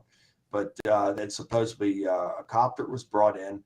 And they secured this thing with tarps and heavy chains or straps or whatever they did because apparently the thing was 600 or more pounds, and I could be weak in those estimates. May have weighed a lot more than that, but the copter came in and they secured the giant and put the tarps over it and all that and flew it out of there. So I'm sure the remains of that being they are in some type of military facility as we speak, I'm certain. Oh, absolutely. Yeah, I mean, This is awesome. It's fascinating, and for everybody that's with us here, we're not trying to scare you. We're just talking truth. I mean, these things are very, very real, and this is why it is so very important for us to keep our strong connection with God, because it'll keep us on the higher frequency of vibration, because these things do happen from time to time. And I could talk about a lot more disturbing stuff that's far worse than what we're talking about. And I'm not going to talk about it, but let me just say that it's very important for us to stay as close to God as possible, because we always want our frequency of vibration on high. And I'm glad to see Lene in here. God bless you as well, Lene. And and Lene and her sister Devin and the Vaughn family. I could have added their story in here as well. That's another amazing case there, to where Lene and her family had some serious evil on them, and God worked through me to deliver them. So love them dearly. They're in Virginia, and hope to see them again.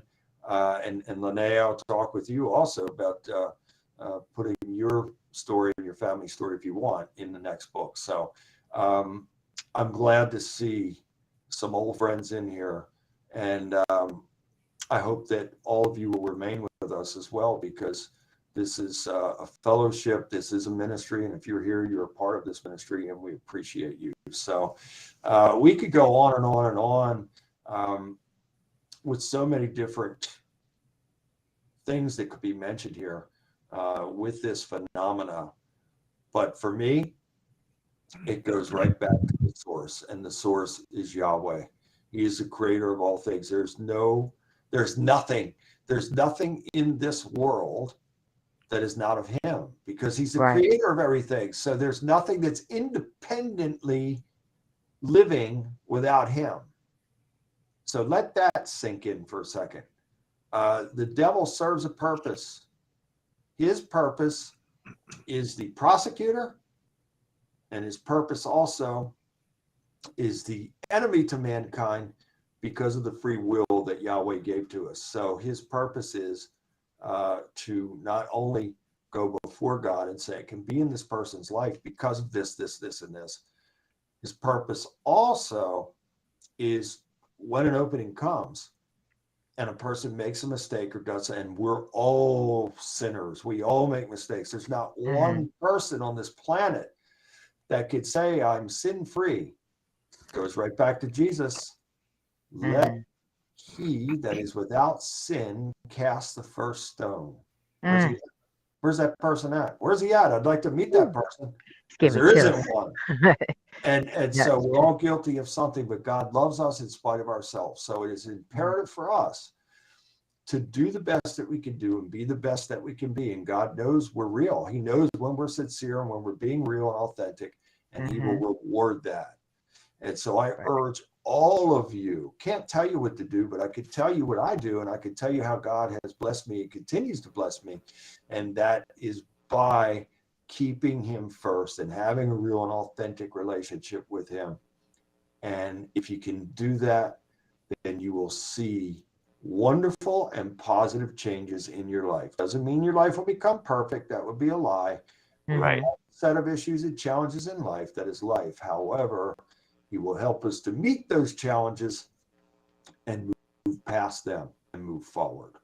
And it comes back to what we said earlier again, and I'll finish this thought about source. So he created everyone and everything. And Travis and you two, Des, talked about the musical aspects and the frequencies and the vibrations. Of course, he spoke the world into existence by his voice, which was through a frequency and vibration that came through his voice. So of course that you're going to be able to, in some way, shape, or form, be able to link up or communicate or even feel his presence and healing power through certain musical notes and frequencies. Absolutely. Makes sense. No, makes Pop totally, in for a totally sense. second there. But did he go back out? Did we lose him? Well, he's yeah, There he there he is. is. There, all right. I'm here. All right, brother. And Stro, you're a musician as well, and so you're a multifaceted musician, capable of playing, multi-instrumentalist, and so we're talking about the frequencies and vibrations and how we could connect with God through certain frequency and vibration. Would you agree with that? Oh, absolutely. Different sounds, different frequencies, definitely has an effect on us as human beings. I mean, how we feel. Whether it be spiritual, whether we're dealing with, like, for example, these radio towers that we go through. I mean, it affects us as well, with our physical well-being, right? That's right. Because what it puts out. And so why would not spiritual frequencies affect what we do as well? Yeah. So, I mean, it all ties in. It's all connected. I agree 100%. Travis, again, you are very familiar with this as well. And so I know you're going to be in agreement with Stro on what he's saying there. Oh, absolutely. I mean, even not if you take it out of the spiritual and just bring it into your everyday life. If you're sitting around and you're feeling depressed and you listen to depressing music, you get more depressed. Yeah. If you're happy and you're listening to some of your favorite music that makes you happy, you get happier. Yeah, Absolutely. raising the frequency and vibration. It affects us. It impacts us. And something that Stro mentioned, coming out of broadcasting and working around these towers on a regular basis, because the majority of the time, not always, but like, for example, when I was in London, Kentucky, the tower for two of our stations was right beside the actual offices. You begin to feel that Energy. the energy, that crackling, that sensation. It's in the air, and you smell the ozone that those machines put off. And it's why there's a reason that research has been done about people who were raised under power lines. They're growing up. It affects us. It stunts our mental ability. Yep.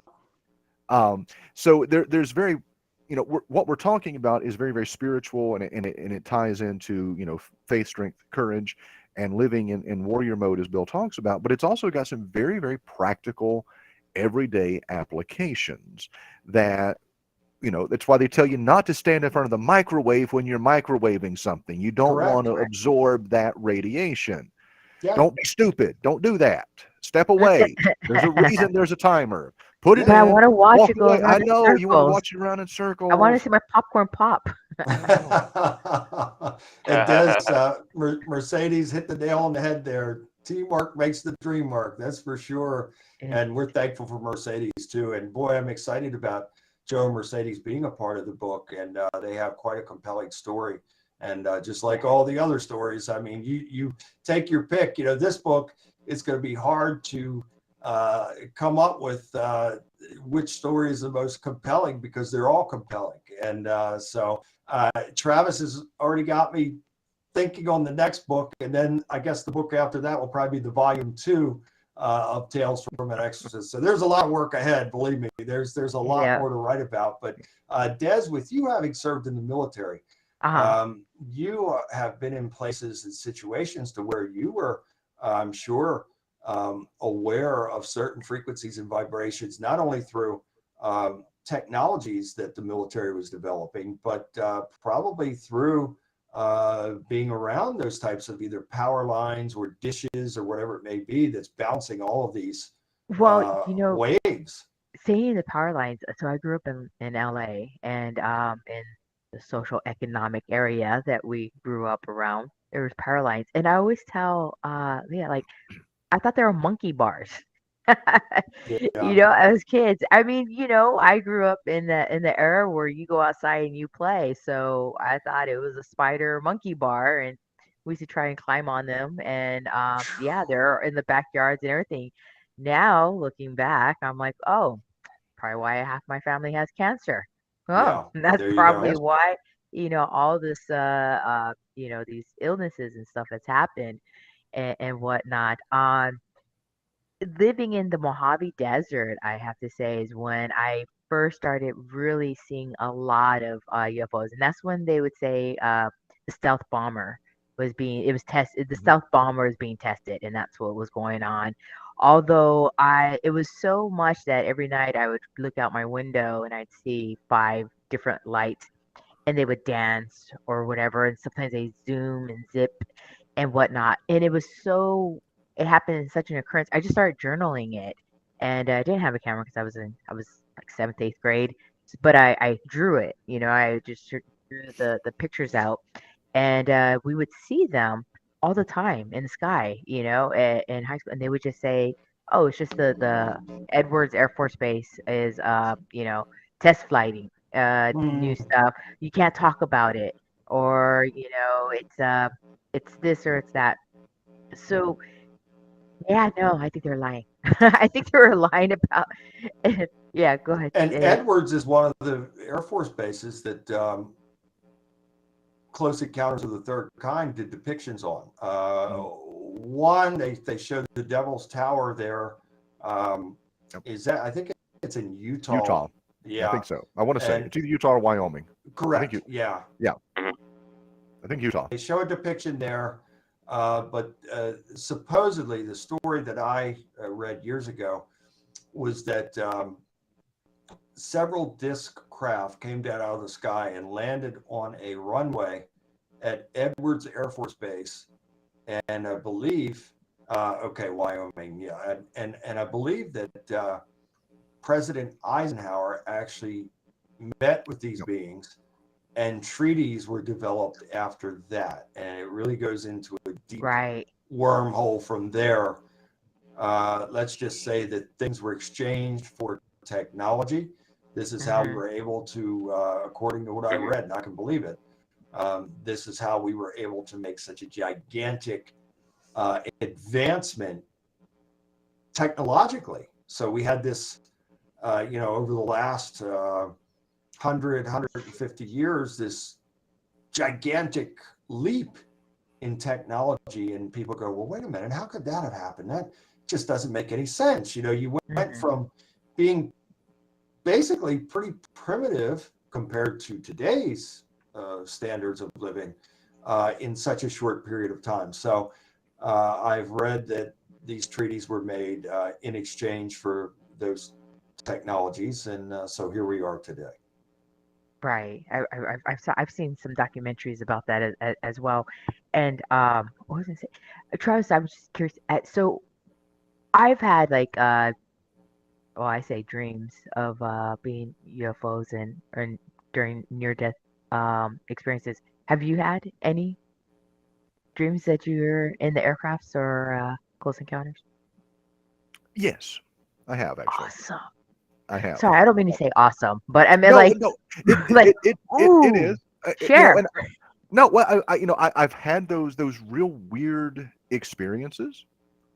Uh, I have lost time before. Ah, I lost about 2 hours one night about year and a half, 2 years ago, actually. wow. I was driving home when I was in Southeast Kentucky, and I found myself on the side of the road, parked, not knowing where I was. Really? We've never talked about that. It was just one of the, and I'm not saying that it was an alien abduction or anything like that. There was under a great deal of stress at the time. Something happened. There's things called fugue states. We black out. We lose time sometime. We drive and we don't realize it's a dangerous dangerous thing to happen, but it did happen. I woken up with with bruises that I didn't have the night before. Right, right, And trying to figure out, well, what happened there, right. because and I mean, like, some nasty bruises on my thighs and on my shins and on my arms and things like that. So Right. yeah, How did I this mean, happen? how did this happen? I don't sleepwalk normally, not that I know of, Mhm. but then again, how would you know if you sleepwalk and find your way back to bed? And when you live alone, there's nobody to go, hey, you were sleepwalking. My Yeah. dog's Right, not, right. Cash isn't going to wake me up. So, he, as long as he's on the leash and I take him out, he's fine. He doesn't care if I'm doing it awake or asleep. So, but so yeah, I've had those dreams, those kinds of experiences and things like that. They're off-putting, to say the least, when you wake up and you have vague memories like that, Mhm. and or not remembering. I mean, I've had similar experiences at home. I've woken up the next morning sitting in the recliner, having watched an entire movie that I had no idea I'd watched, apparently. Wow. It's like Interesting. Altered states of reality, in yeah. a sense. Uh-huh. So Absolutely. I get it. I Yeah. understand it. I Yeah. understand it all too well. Yes, well, so it's just becoming more vivid for me, and I guess like the two um experiences I had, and it wasn't until I told Bill, I didn't even know. He was like, "Oh yeah." He just said like, "Oh yeah, the black UFO, uh-huh, all the yeah, yeah. time." I'm like, "What?" Oh Oh, yeah, this is black first for black me. UFOs and black helicopters for Bill are like us seeing a taxi cab or a Right. transit bus. It's I, true. w- I was the Travis, one I've that been was on the like, phone with Travis when Yep. this has happened. I mean, so yeah. yeah, I was like, "No, Bill." I was like, "Yeah, no." So I had to Google it and like research and go through all these, and then yeah, that was like a whole like day's worth right there of just like finding more and more and more, and then realizing how more prevalent it was. No, I actually had like I think I told you, Bill. I thought it was a dream, although I don't know because I also too was like time was gone or missing, and one time when I was younger, I woke up and I had dots on me, on my body. And that's what first made me inquisitive. Now, see, back then there wasn't like internet. You had to go to the Yeah. library and encyclopedias, Yeah. and people, I couldn't find anything and information like that. But anyhow, most recently, I was inside of something, and it was like just strange beings, and I just remember seeing vividly the front of it. Like I could totally just like draw it out of the craft, and just being in awe of it. Of like, wow, what am I looking at? What is this? It's greater than I can even like imagine. and just and then the experience inside of it. But there was it was just it wasn't me. There was me and other people. There was like Right. So there was it's not just you seeing it. You've got witnesses there with you to say, hey, oh this is yeah, but no, there's other people there inside though. oh We're all inside. Yeah, well, there yeah, you we're go. all Yeah. talking. Yeah, we're all talking and trying to get See, out. I've never seen other people. The most vivid one that I remember was actually being in some type of craft with a transparent floor Mm, and being able to see that I was actually above the earth and in mhm, mhm, space, and mhm. then you know, A, frightening, B, off-putting, uh, but at the same time being not scared and not understanding why I wasn't scared when I'm seeing this. And that Right. would have to be supernatural divine to Exactly. keep you, calm like that. Because again, when you're having an experience like that, it would be very easy to just absolutely panic. Yeah, in that black, I think somebody said in the chat, it did say, yeah, the black, that black craft with it, it was not nice. It was not, good vibration. There was Yeah. another one. It was a lighter, the second one, and that was, I actually, that's where my heart stopped. What was it? Last year, June. Just in the middle just in the middle, I was having heart problems. My heart stopped. I had to Leo actually had to give me CPR, and that's when I had that near death experience. And that one was a silver, and it was white, and it was bright, and I Big remember difference. vividly. Mhm. Big difference. Yeah. Vibes were different, energy was different. I even had just overall, I felt like somebody or like an angel or somebody was watching over me. But I do remember feeling a metal bed. I remember I told you about Bill, a metal like bed, and I Yeah. was like, wow, am I in a mortuary or something? Like like this is very strange. And I saw these like three little shadows coming, towards me, and whoever was here behind me watching was like, no, it's not her time yet.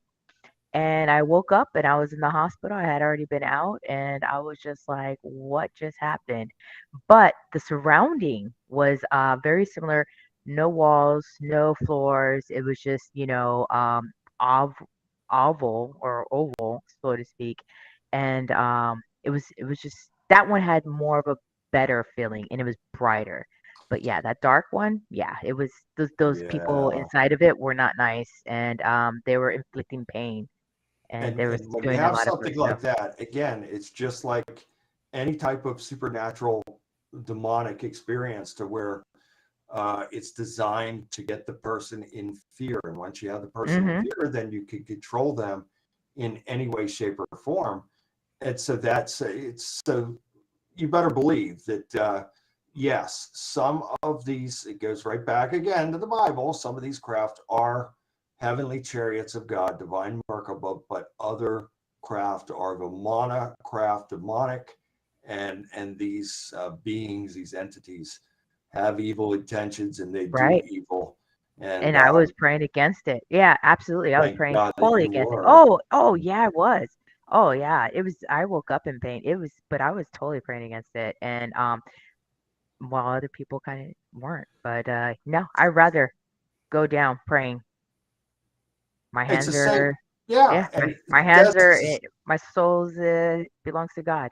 Doesn't matter. and that's it right there. And this is why I keep, and I'm sorry to keep beating the drum over and over about this, but I'll continue to say it. This is why it is so very important for us to keep our connection with God very strong and to have a real and authentic relationship with him, because we want to keep our frequency and vibration on high.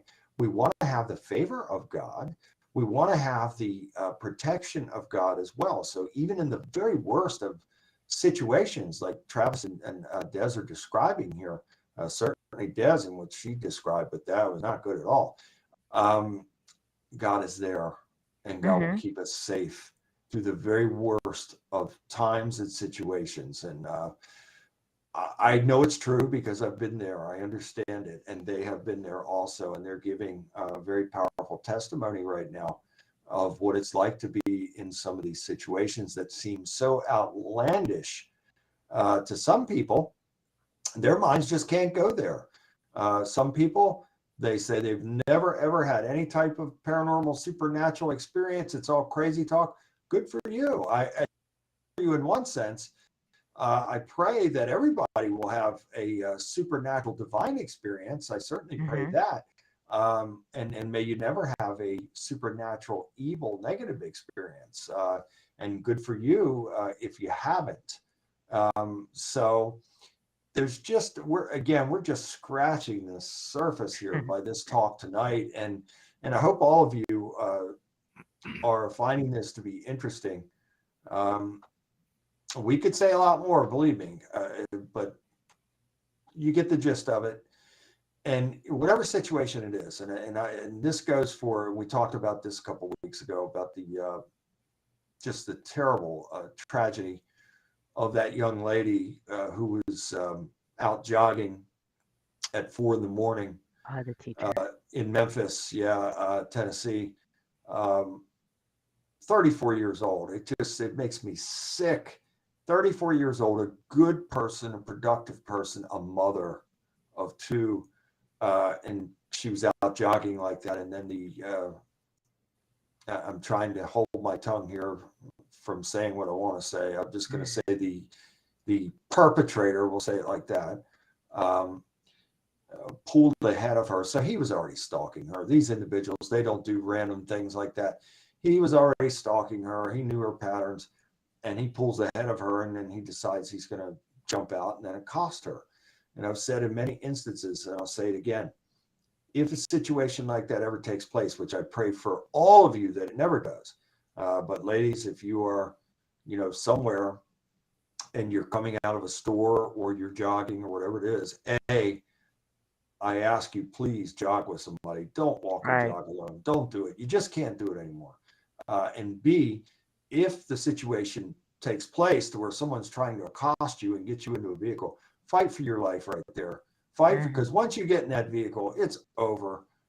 So fight with everything that you have right there. Don't let that individual get you into that vehicle.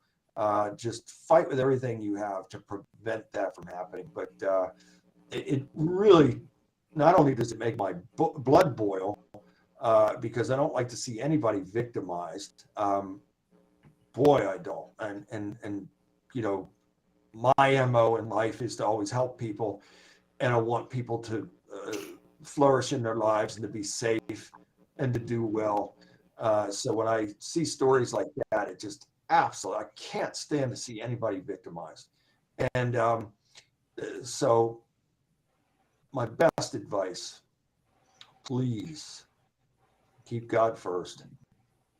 If you're out there jogging or walking or whatever it is, do it with somebody else. Do it in a group. Be safe. It's better to be safe than sorry, because in a matter of seconds, someone's life can be taken or changed in a way that it would only take a miracle by God to restore. So it's all part, and people like that, the individuals, the perpetrators of wicked and heinous acts like that, are driven by demons. Now, they're freely making their choices, so we can't say, oh, the devil made them do it. No. They are freely making the choice. However, the devil does send demons in to aid and abet in a situation like that, to empower a perpetrator to be able to carry out that type of wicked and heinous act. I wish that the lady would have had a very large gun, and when he did that, that she would have turned, and I hate this, it's a terrible thing to say, but it's true. I wish she would have. You just said that, brother. I wish. And we pray against the spirit, not the flesh. We pray against the spirit. But I mean, Bill's now he's the spokesperson of the NRA. He wants you. No,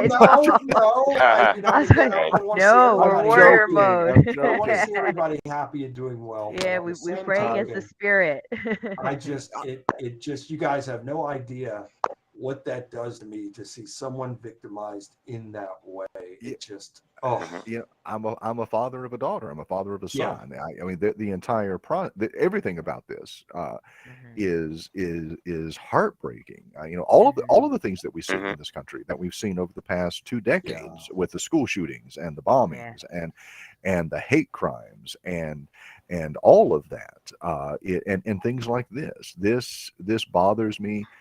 You know, on a level that I can't even really get into because it's such a divisive issue and because as a father, as an ex-husband, Mhm.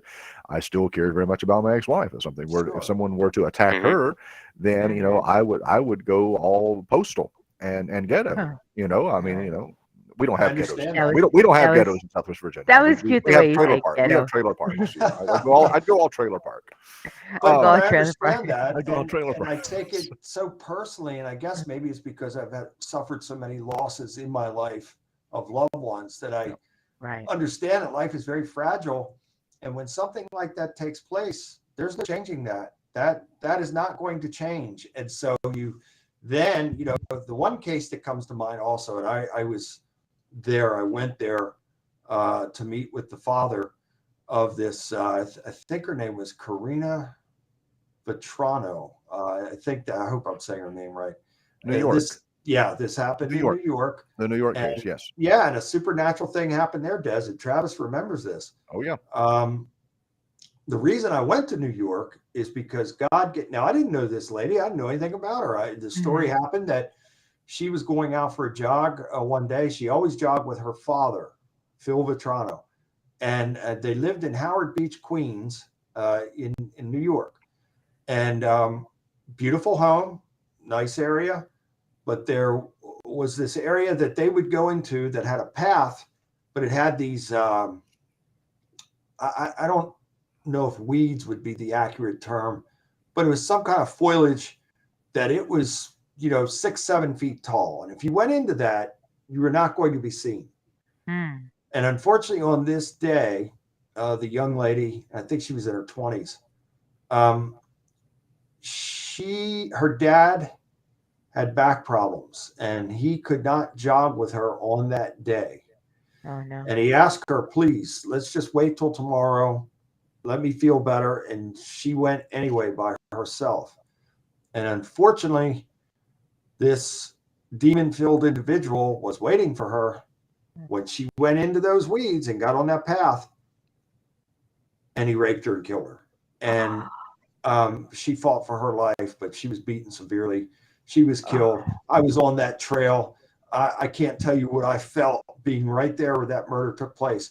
But anyway, I saw this on the news or something, and it was so bizarre because I didn't know this woman, didn't know anything about her, didn't know her father, didn't know the family, but God put a dream and a vision on me of the whole thing, showed me the face of the murderer and everything. I called the police there, made them aware of what I said. I know you're going to think I'm a crazy man, but I assure you what I'm telling you is true. And the reason I'm calling you is because I want this individual caught. Mhm. And so God showed me the whole thing. I made the police aware of it. I went to New York. I met with the father. We walked the trail, and I stood right there. And then God gave me more visions of the route, the path because there were other paths there. But God gave me a vision of the path that the killer took out of there. And sure enough, this was pretty accurate. What God showed me and the information I gave to the police and her father. And I'll never forget that. And so the How could individual you? Yeah. was apprehended, and he's currently actually- in prison. You actually had if I recall, you actually had down the escape route, one of the buildings that he had gone through. I took the father to it. Yeah, you took the father to the building. Yeah. Wow. And God even showed me that he lived on the 6th floor, Ooh. and there was a bicycle there outside of the apartment thing. God showed it all to me. I And believe. I don't claim to be anyone or anything with special Right, powers, wherever. But I'm telling you right now, God showed that whole thing to me, and when He put that on me, and Travis does remember this well because he and I and Kev talked about this. I had a responsibility and obligation at that point to contact the police and then make contact with the father, because this was serious, and Very. so God put that on me for a reason, and I couldn't just sit there and hold that information to myself.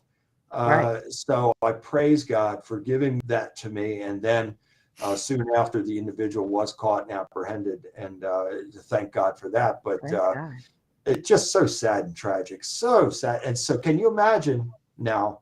And I haven't had contact with Phil Vetrano in a while, but can you imagine that man has to live that every day now?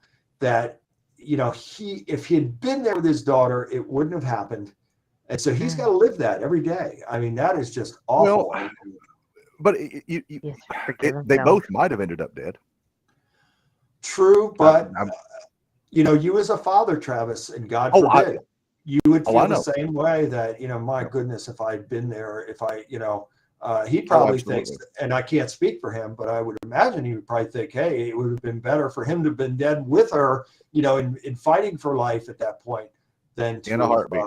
yeah, and he In a ended up heartbeat. finding her body. So they had all these police and first responders out there searching the area, and it was her father Wow. who actually found her body placed in the foliage. Can you imagine that as well? So not only do you carry around the absolute devastation from your child being gone, but then you carry around the feeling, which again, he has no blame in this whatsoever, but the feeling of, hey, if I'd have been there for my child, you know, I could have stopped this. It would have been different. It must be agony to go through such a thing. And I don't wish that on anybody. So this is why I bring up these types of things.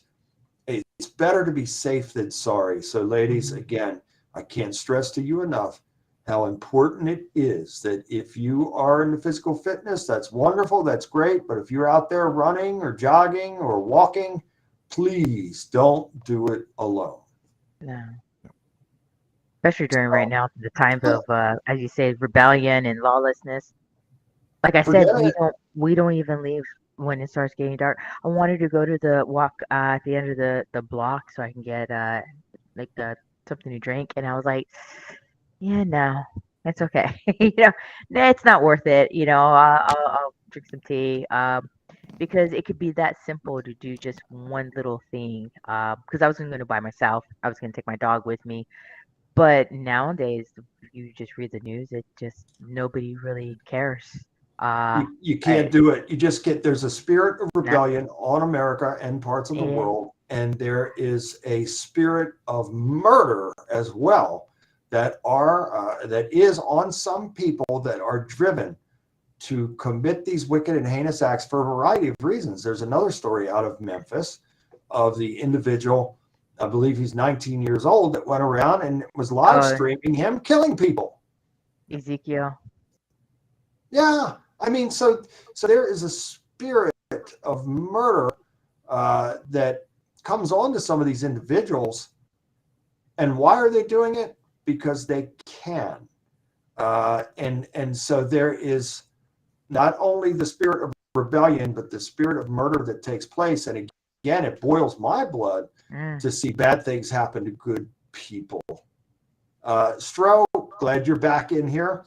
Have you heard what we've been saying, Stro? Bits and pieces. I've been trying to reconnect. Well, we're glad that you're Off and on, back. yeah.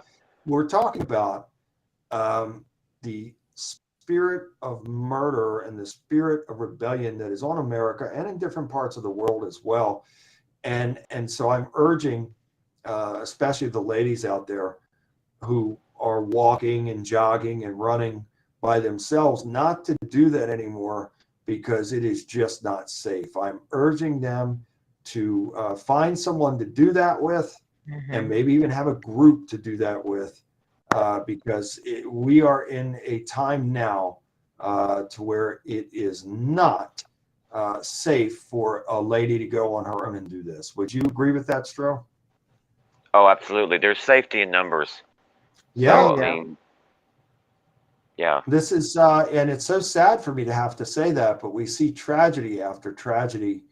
And I know that some of you say that you don't want to live in fear and you are entitled to do whatever you want to do. I understand that, but that's not the world that we're living in. That's not reality anymore. So you can make those statements and you're free to make those statements and believe that way, but that's not reality. Reality is there are people out there who are putty in the hands of the devil, and they freely choose to do wickedness, but then the devil will amplify and magnify that, their wicked works. And killing people is part of that wickedness, unfortunately. So it's better safe than sorry. Like Stroh says, it's safety in numbers. An attacker is not going to approach a group of women in most instances and try and accost somebody and do that wicked and heinous act, in front of a group. Chances are the chances of that happening are very, very low, but the chances are great when a person is by themselves, especially a woman, and out at odd hours of the morning, like 3, 4 a.m., 5 a.m. That's very, very dangerous. Mm-hmm. Absolutely. And Des, what tips would you give to the ladies that are Oh out yeah, there this is a right. This is more like a public service announcement, a PSA for sure. Yeah, Always be mindful of your surroundings. I tell could could well, I tell everybody, but overall, always be mindful. When you're getting ready to go to your car, make sure you have your keys in your hand ready. Don't get to your car and you're rifling through your purse or your bag or whatever to get there. Before you enter your car, try to do a quick surveillance. If you're parked next to if you're in the parking lot and you see a van that's next to you or a large truck or something, take a moment to go to the passenger side. It's okay. Like you have time. Your life is worth that 1 or 2 seconds. Don't right away just go. When I see a big vehicle next to my car, I go to the passenger side just to see if there's anybody that's in the driver's side or the yeah, passenger waiting. And the couple of times that I haven't, I've been startled because somebody was waiting there. Obviously, thank you God, nothing happened, but it made me mindful to think of like, hey, abduction happens like that quicker than you can think. And nowadays, people don't care if you scream for help. right. It's not, people aren't quick to jump to be a hero. Nope, Back 20 years ago when maybe people felt a little bit more heroic. Also, don't look at your phone. Whenever I'm walking or whatever, don't be so engaged in your cell phone and your text message or whatever. If you hear a absolutely. footstep behind, I use windows in my peripheral view whenever I'm walking to see if I see anybody walking behind. And then also too, a good deterrence is turn around and look at them.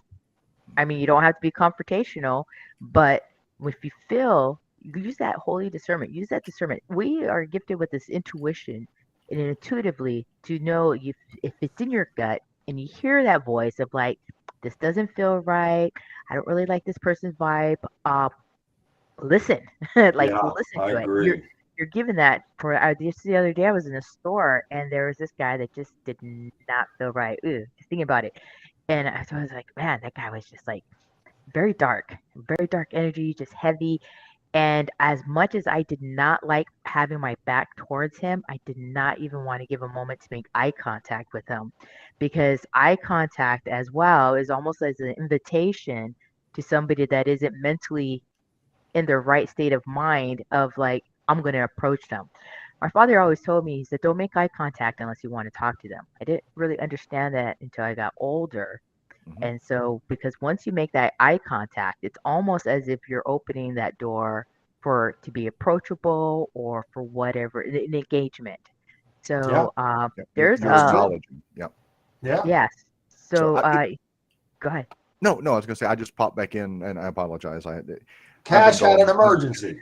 Cash had an emergency. Cashew Anubis Houdini short had an emergency, so we had to take care of that.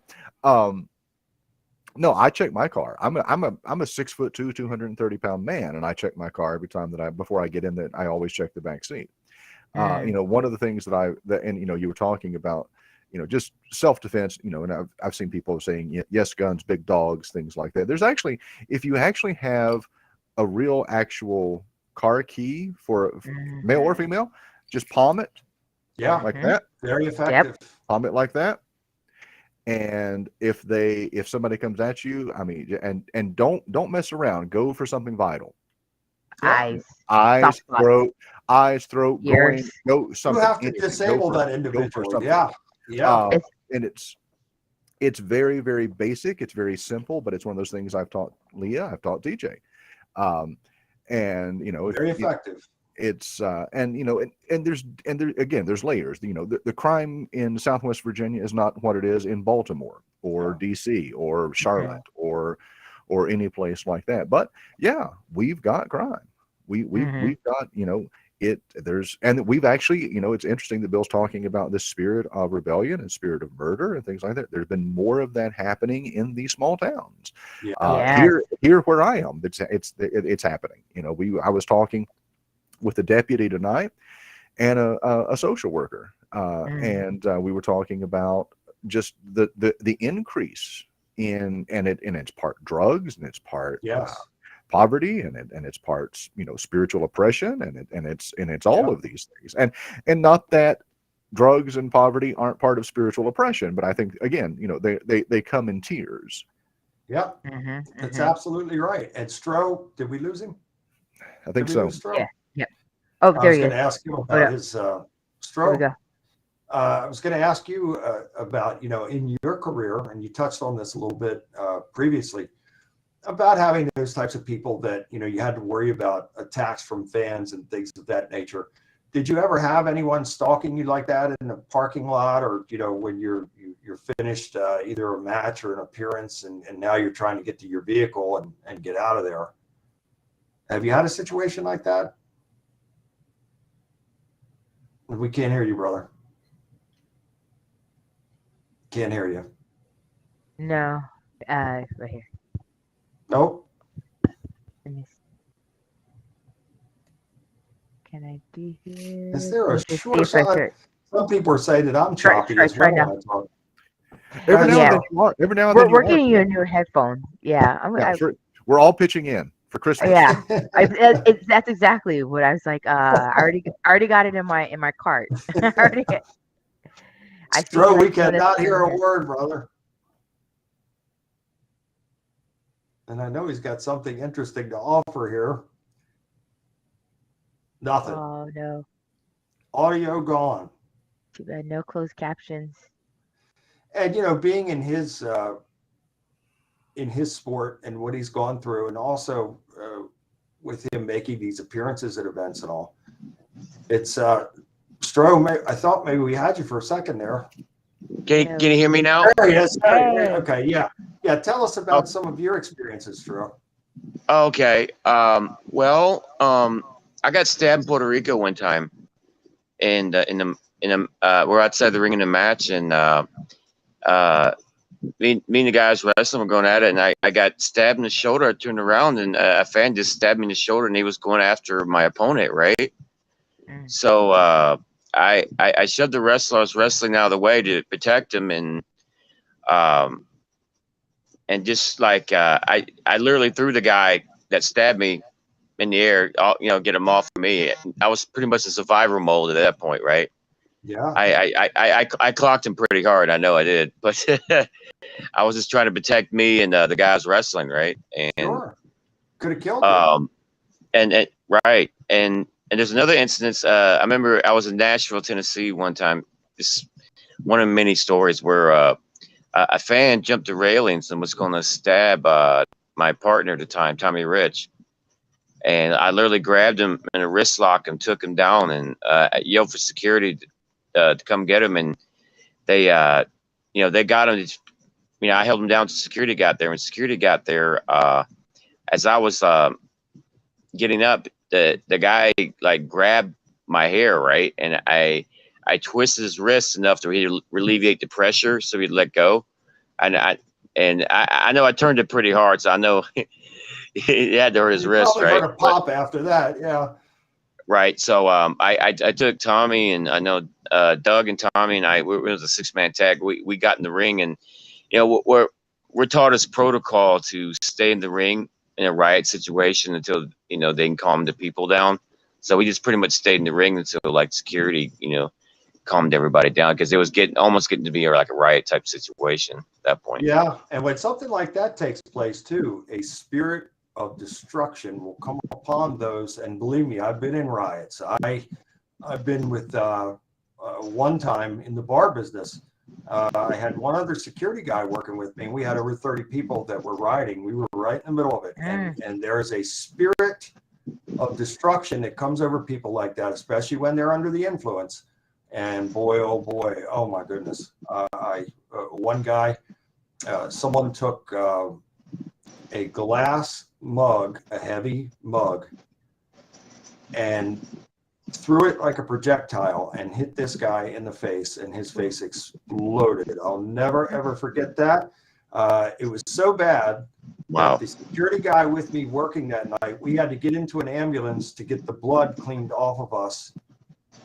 I'll never, ever forget that. And God was with us that night, protecting us, because somebody could have been murdered that night. So yes, when those types of things happen, it gets out of control very quickly, and this spirit of destruction comes on these people. And now it is an event to try and destroy. It's almost like maybe a good analogy would be like a tornado in a sense, an event of destruction that wants to just destroy everything in its path. And so what Stro is saying is, I could see how those protocols would apply to a situation like that, because at that point you would have tried and de-escalate. Because if it continues to escalate, it's really, that's how people get killed. And so I even had to. It was just pretty wild. I even had one time I had to give a wrestler a ride home because he generated so much heat that in the parking lot they set his car on fire. Whoa. Isn't that amazing? Yeah. And Crazy. again, these are emotions that get stirred, and the devil will send demons in to amplify and magnify, and then the perpetrator comes under that spirit of destruction, and it could be murder. It could be a person wanting to commit suicide and also murder, taking people along with them. Make no mistake, there are demonic spirits behind this. So, and Des, I'm sure you've seen plenty, over your years, and then having military service as well. I was in corrections for like 8 years, so riots and all that. Yeah. Federal corrections. So you understand all this very well. Oh yeah, maximum. I worked all the security levels, male and females. Saw a lot, and I also was in the the SORT team, the DCT, disturbance control, hostage negotiation. So yeah, I was right there in the thick of all of it. Yeah, I liked it. I mean, I like the training. It was great for our mindset, the camaraderie, and everything. I just know a couple of incidences and they're mostly in new institutions. Lovelock, my first prison out in Reno, Nevada. I was two out there. I was young. I was like 20, 21, and man, it was intense. I mean, like what you see in the movies. That one was in the movies. The feds, not so much, depending on which institution that you work at. But man, Lovelock was just an eye opener. I still yet haven't really seen movies that parallel as well to the reality of what things were. Now, see, I thought it was like the mob, but I mean, you're surrounded by people who just either don't care or maybe are there by bad circumstances. You have to really. I didn't know much about spiritual warfare then to protect myself. I did have like some people put hands on and altercations and incidents and whatnot.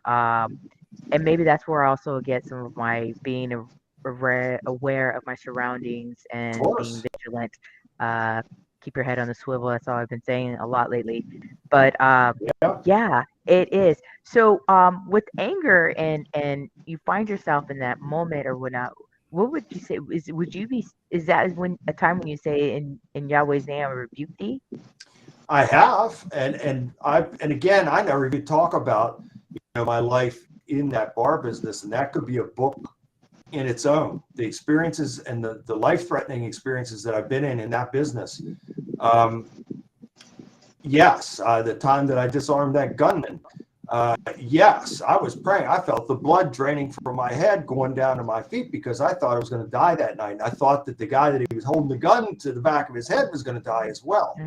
And it was amazing that God slowed everything down. So everything happened fast. The guy fired the weapon twice. It was a pistol. He fired it twice. He fired it once into the ceiling, and he fired it once into the metal divider stall in the bathroom.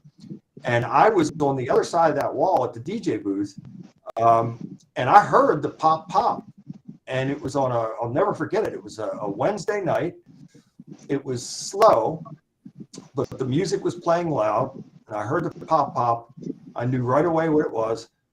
And my instinct always is to run and rush to the situation.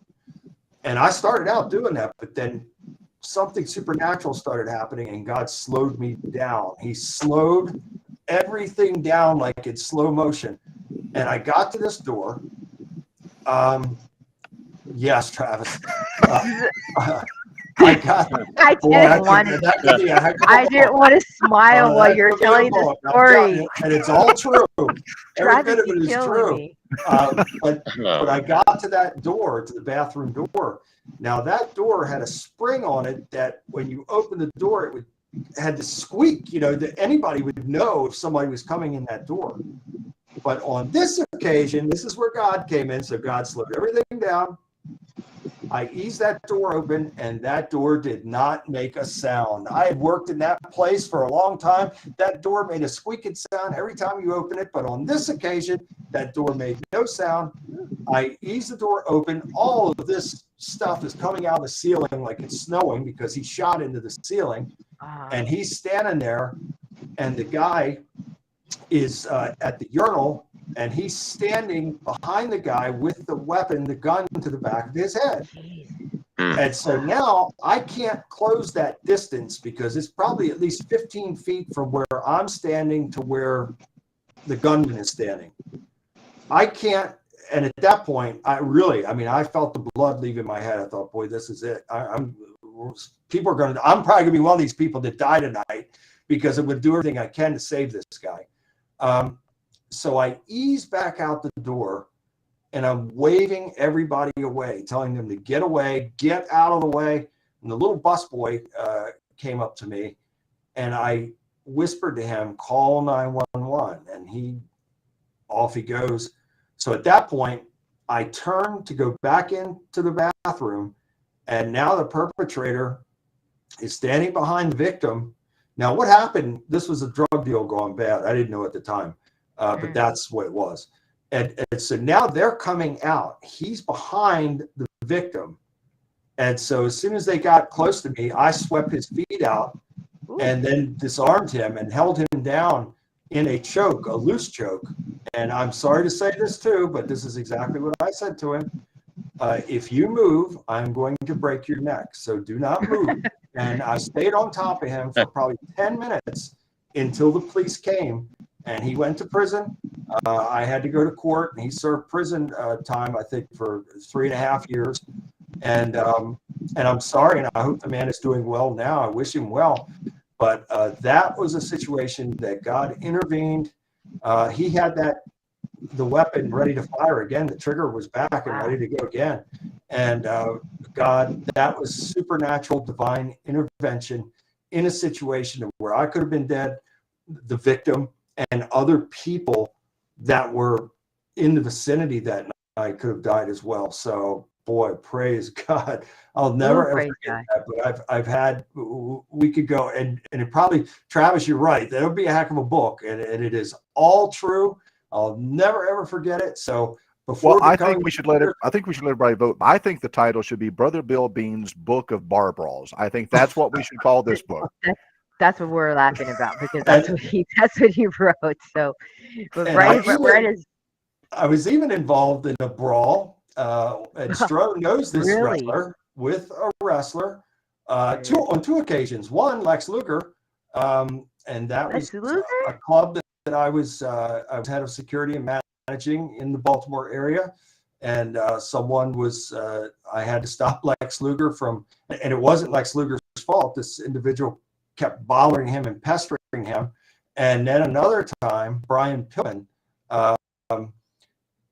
and one of my security guys, and I still don't know what that was about, but they were nose to nose, ready to go, and I had to step in between them and stop that because that would have gotten ugly very fast. And Tom Zank, the Z-Man, was there with Brian Pillman, and Tom Zank and I actually worked together in eradicating and rectifying that situation very quickly before that got out of hand. And Brian Pillman ended up apologizing to me and asked me if he could use the phone. I called him a cab and got him and Tom Zank out of there.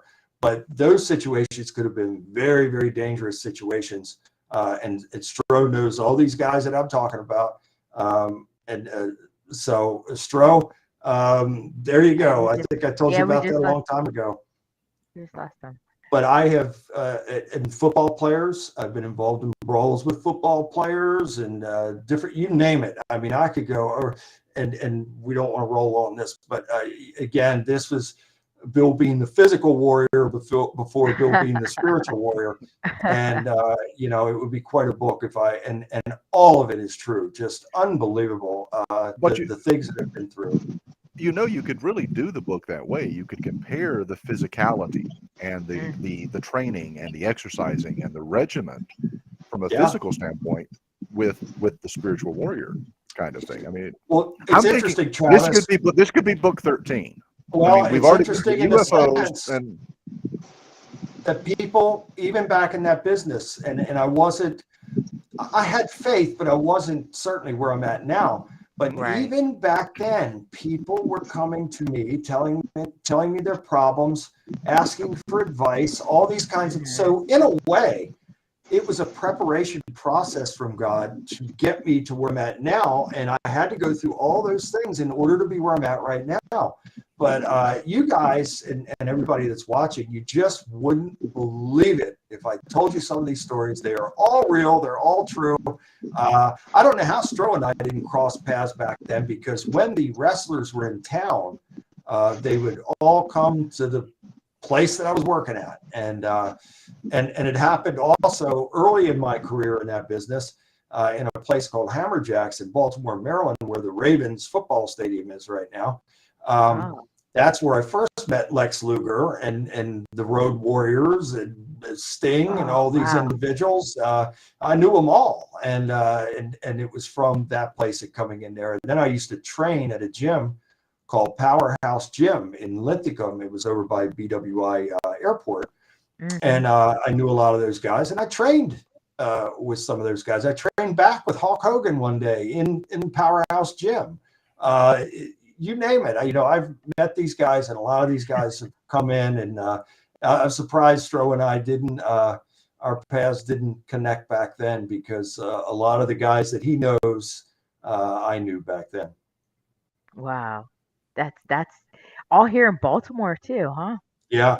So every time they came to town for wrestling events, they would stay at the same place, they would train at the same gym, and they would go to the same bar. And so it was routine. I'll have to tell you that one time, when you say how life or how God slows things down, but I'll have to tell you the story of one time when I was on my way to, the gist of it, I was on my way to training. I was working in Victorville, FCI Victorville, and it was a newly institution that was opening up. And there's a two-way Pear Blossom Highway. Anybody out there in California knows, and there's a dead zone in there, and again out by Mojave Desert. Anyhow, the gist of it is that there was a guy that was impersonating a law enforcement officer that was pulling women over with a fake badge and killing them.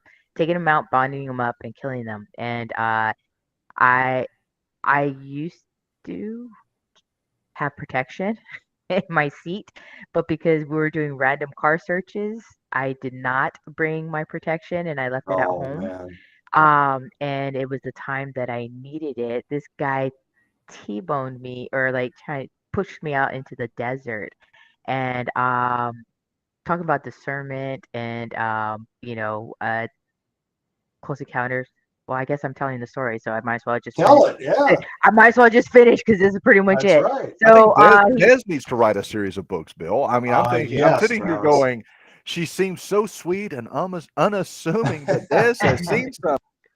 oh yeah, so this guy, I mean, like It's it was true. early in the morning, and he's telling me to pull over, and it was ominous how he just came up behind me, and I was like, no, I'm not pulling over because the police officers had just been, or women had just been getting assaulted by people impersonating police officers. So in Los Angeles, they just had it to where all you had to do is just crack your window at a time for your protection, and you didn't have to pull over if you didn't feel safe.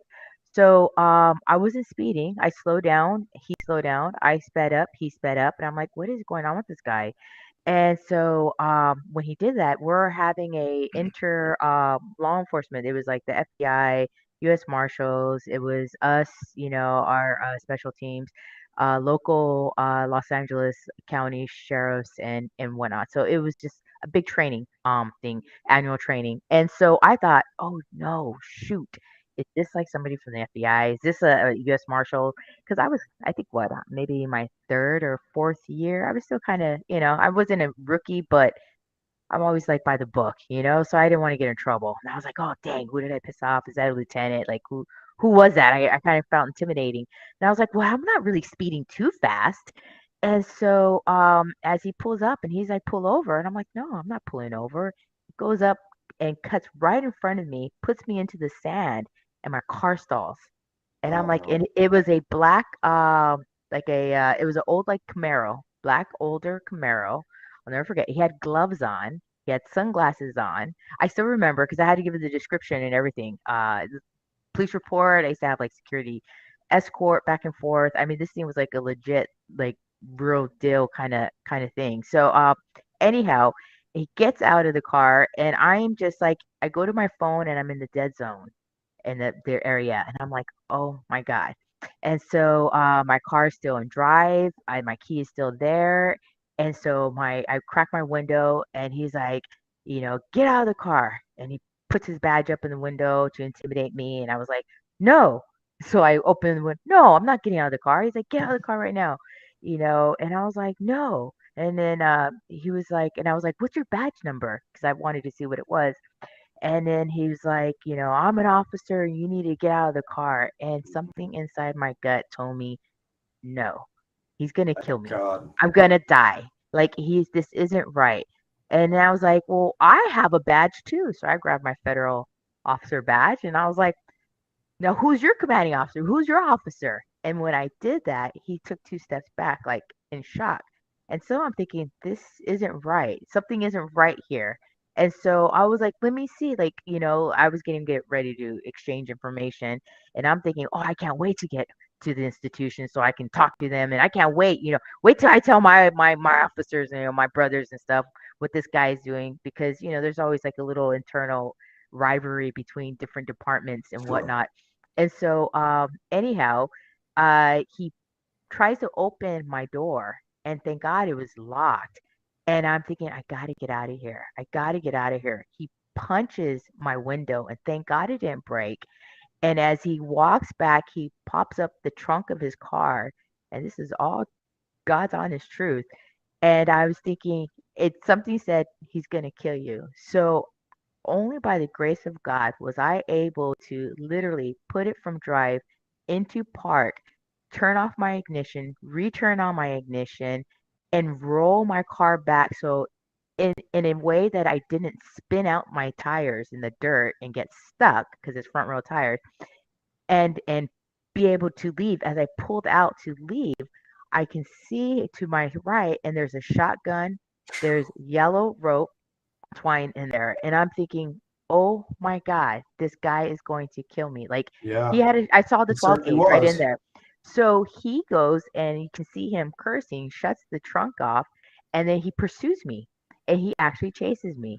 And we're in this Wow. pursuit. I'm in this I was in a Honda Civic 99. And so I am driving for my life. Now, towards the end of Pear Blossom Highway, there's a sharp right turn. And if you don't make it well enough or whatever, you'll go straight into the desert. And so I am praying to God, help me, help me, help me. And I was like, oh my God. It's early in the morning, like 6 or 7, and I am making as much noise as I can. I'm honking my horn. I have lights on. Like I'm trying to sound like a fire truck going through.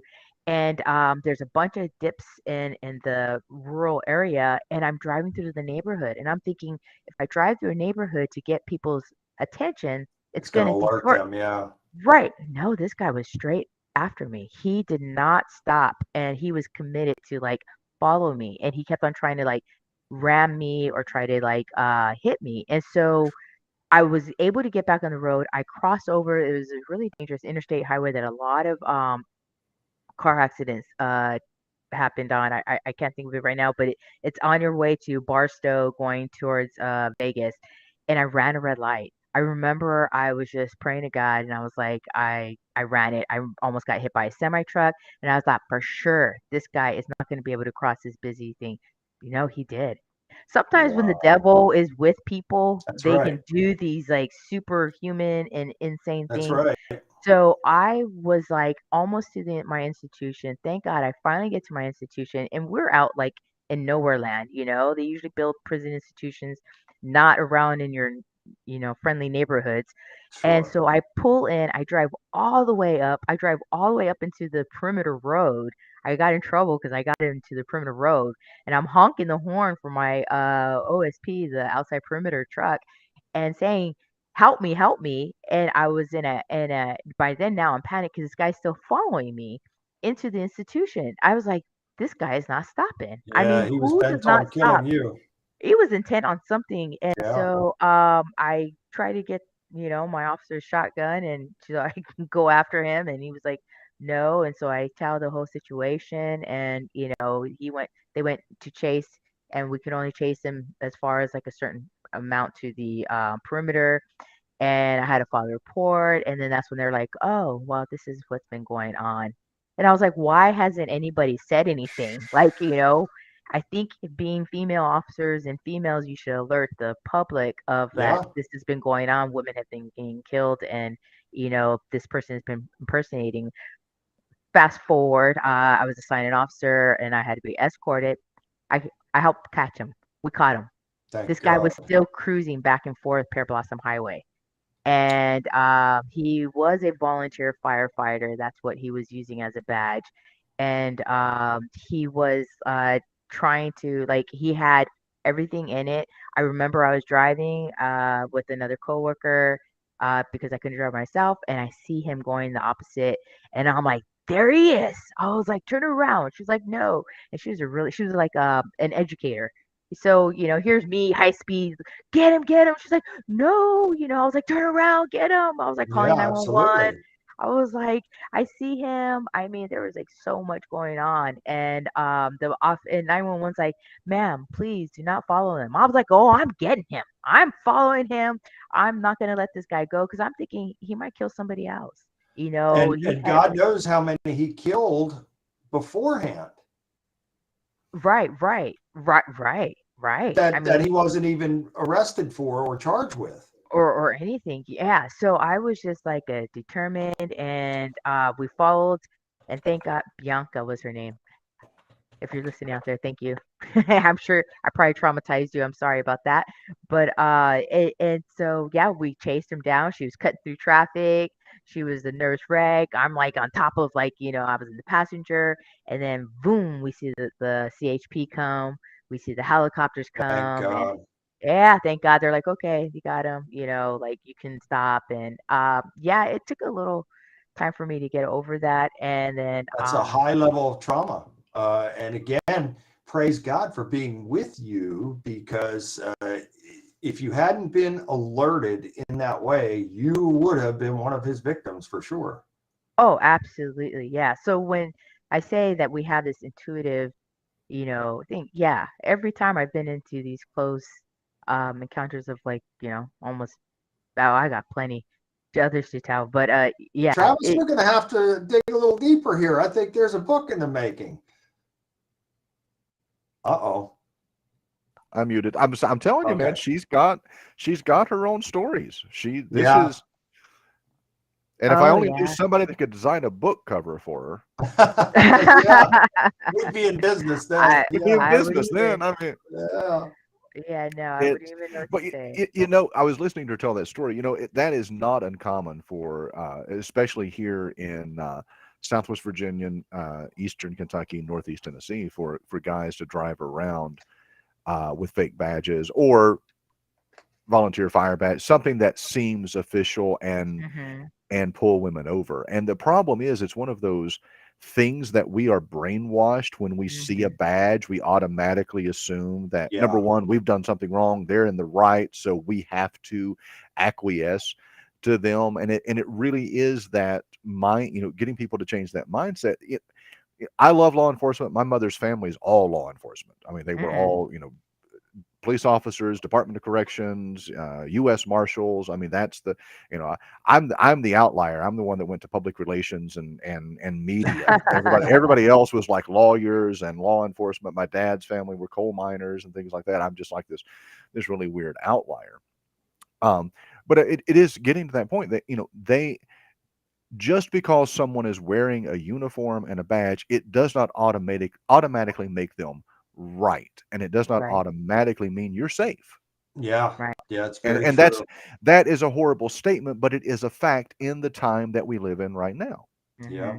It's very Those easy things for are these not one and the people. same. It's easy for these people now to get these, I would call it a costume, because if you're not real law enforcement, you're an imposter where you're wearing a costume. And it's very easy to do this now. And so if a person Yeah, has that type of intent and then driven by demonic forces to carry out such wicked and heinous acts, well, this is, we see in America, a lot of people go missing every day in America and then the world as well. And I would have to think that in some of these cases, it would probably be something similar to what you experienced, Des. oh yeah.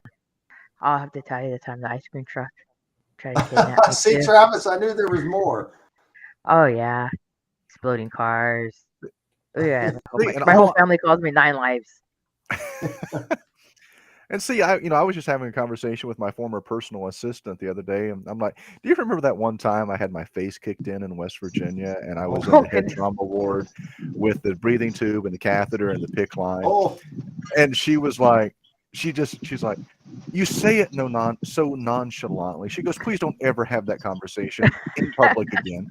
She goes, "Because there's just so much there." I said, "I Yeah. know." I said, "But it's, so that's the only story I got. I mean, that's mine, but oh, well, I know. think that Stroh, she'd be a good worker. She'd, you could put her in the ring there. I think she'd do pretty well. I'm thinking Des could be a bodyguard if she wanted to. Yeah. If she was so inclined, I think she could be. Yes. See, There you guys. go, Stroh. She could be your Yes. new valet going into the ring.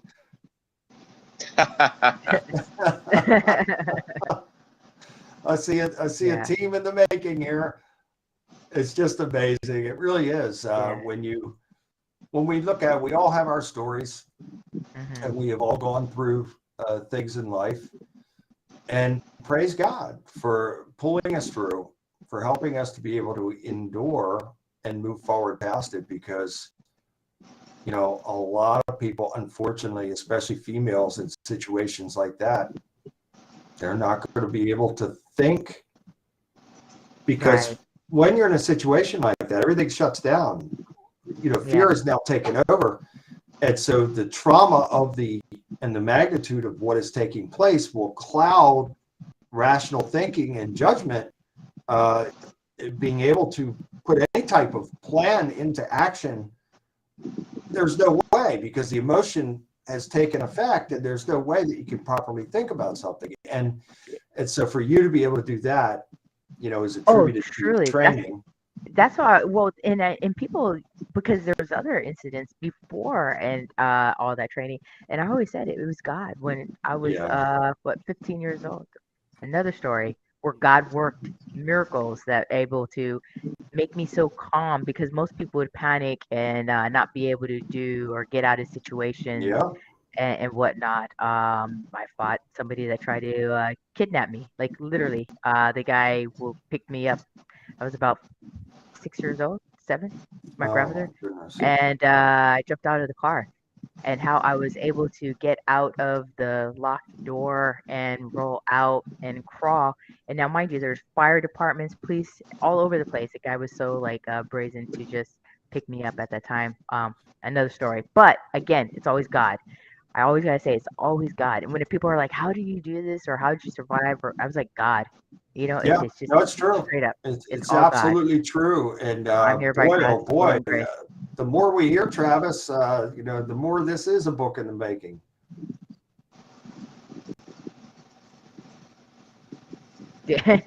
I've just dubbed her Danger Des.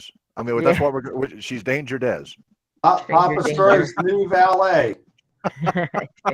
Oh my goodness. There you go, brother. I see this pairing in the making now. There it is.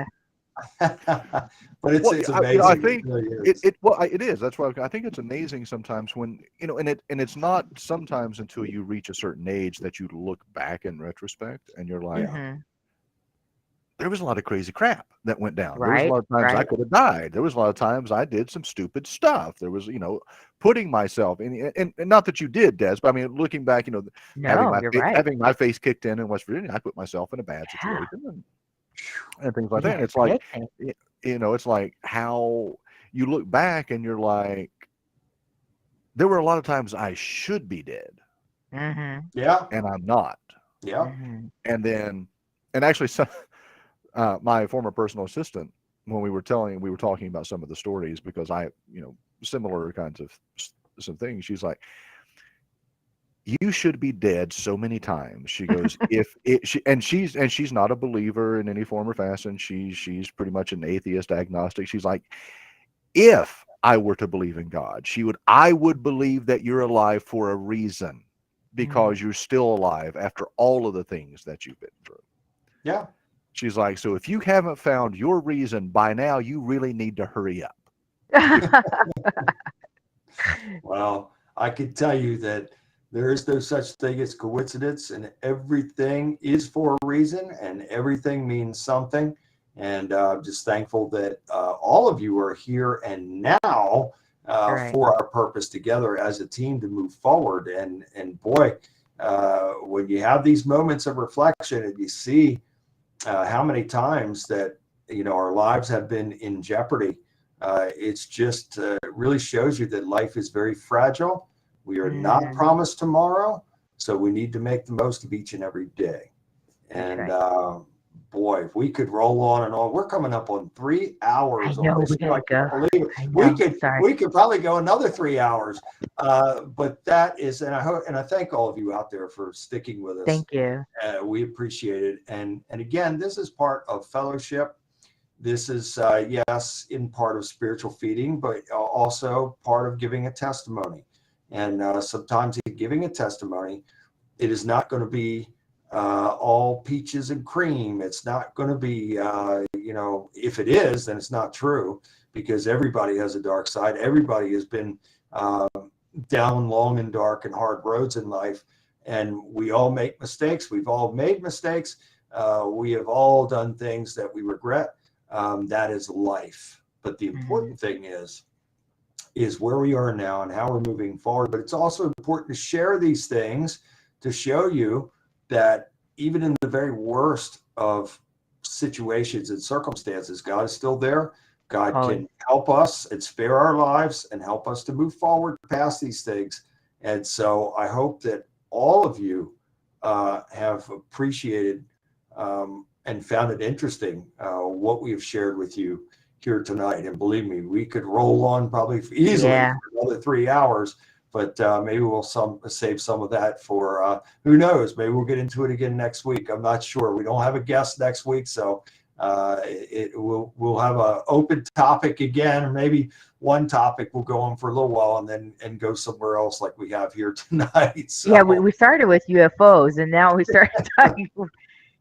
We ended up we with rolled into a whole different thing, but for the better. And again, always. we And love all of you how out many times there. has that happened in the past? It's just Many.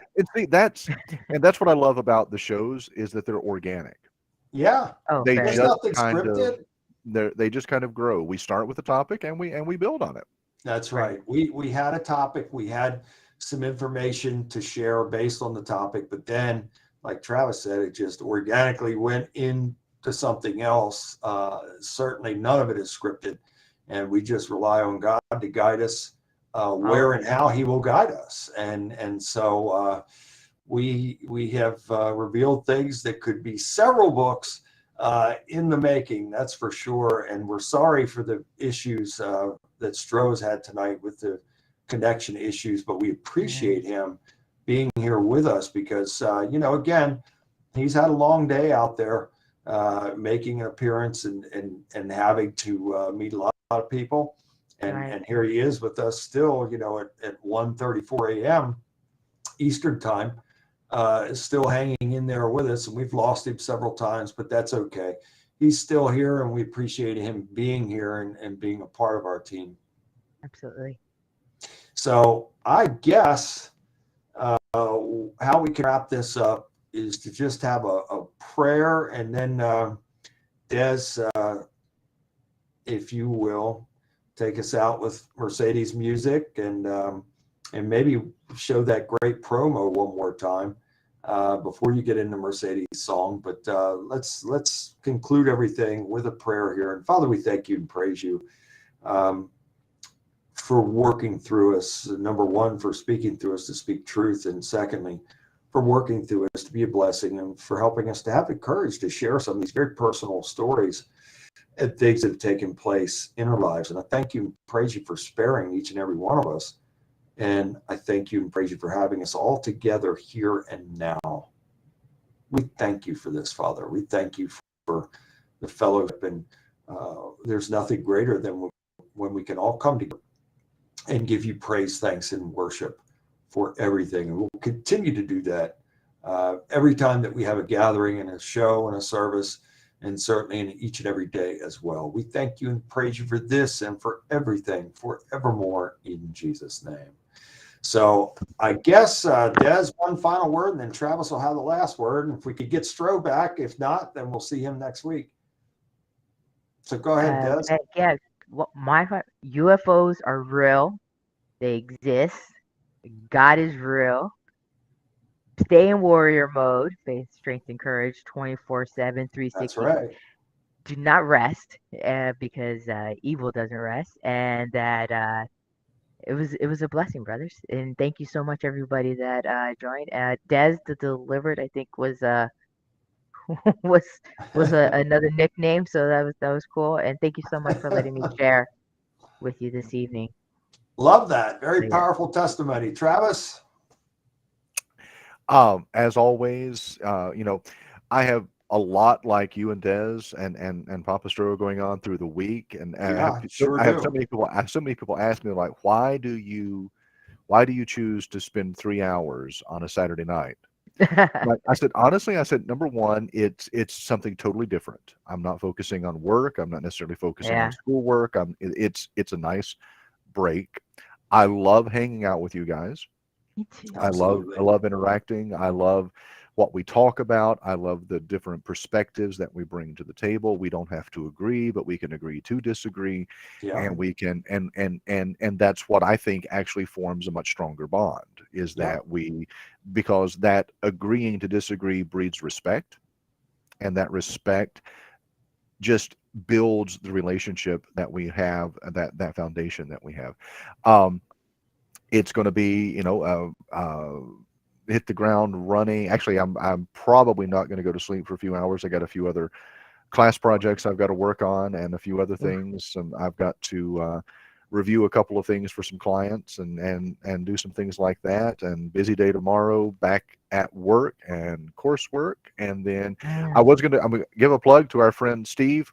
Hodgson. I'm going to be on his Yeah. show again this coming Thursday, Awesome. Oh, cool. 8 And o'clock. Steve and Jen are also, they made a statement in the book too, and I appreciate it. So yeah, they're part of it.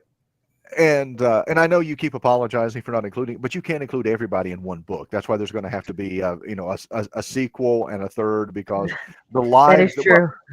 just the lives Yeah. that you've touched. There's no way that you can get them all In one book. into one book. It's just, Mhm. and there's going to be more, and Yeah. hopefully, honestly, I mean, the you and I've discussed it. I think that this particular foundation, Tales from an Exorcist, is the pitch for an actual TV show, actually going through Yeah. and doing these shows and focusing on these lives. But yeah, I'll be on Steve's show Thursday night, and I'm hoping, actually, it's going to be very interesting because go. this hasn't happened in years. I'm hoping that my cousin Matthew Fleming, who was the other producer on Dark Wings, is going to join me Thursday night. So everybody will actually get a different perspective from not just the documentary, but also the process and the research that he did and his theories and his. So Well, we'll have to get Matthew on here. we can do that. I would love to. Yeah. It's been a long time since we've done anything. I think the last thing that we did together was probably Coast to Coast AM in 2008 or 2009. And so, if he's right now, I'm trying to work with his schedule because he's got a very crazy schedule. Like I said, they're all law enforcement. He's DOC. He's got and he's internal investigations for one of the locations here in Virginia. He does all the internal investigations and things like that. But yeah, really cool guy and really big into the supernatural, the paranormal. Bigfoot is his thing. Mothman was just kind of this thing. He tagged along just because, but Bigfoot is his, UFOs, things like that. But hopefully he's going to join me that on Thursday night. And if he does, Great. then you guys are in for a treat, because like I said, it's been probably 12, 13 years since he's done a radio show talking about Dark Wings and Mothman and things like that. So that's coming up on Thursday. At the same time, I may end up back in London, Kentucky, because next week is the World Chicken Festival in London. So I may be going back down to do that for a little bit. I missed the Mothman Festival was this weekend. Thursday, Friday, and Saturday, the Mothman Festival was taking place in Point Pleasant. I couldn't make it, but may go back to the Chicken Festival in London. And then in a couple of weeks, our friends Lee and Patty and Jim Wilson and the entire Paravisions Paranormal Group, they're going to be with me in Prestonsburg, Kentucky, about a month from now, October 22nd. And so I'm going to try to do the show from Prestonsburg, and I'm going to try to have them on my end with me. Great. But they'll be on their own devices, but we'll be able to bring them in and talk a little bit before we go out. We've got, I think, 3 or 4 locations in Prestonsburg that we're going to be investigating. That was something tourism is doing. They're doing this entire month-long event in October. So, so never a dull moment in my life. No, and I appreciate. I drink a lot of caffeine. I drink a lot of you both take it, because Travis, we didn't expect, with this added. With the college now, added to your already busy schedule, we didn't expect you to be able to come back with us every Saturday night, and we certainly appreciate it, because I'm going to keep trying to do so. Yeah, and I know that both of you are busy at Stro, and we've all got a lot of things going on, but I appreciate you guys and your commitment to God and to service and of our fellow man, and that's what this is about here. So, ladies and gentlemen, you have heard from Travis and Des and Stro as well, that the schedules are busy, but we are doing this for a reason, and I hope that you feel that from us, that this is all for a reason. We always want to be a blessing to all of you, and by the power of God working through us, that's exactly what we're going to do each and every time. So with that, I guess I'll say goodnight to you guys.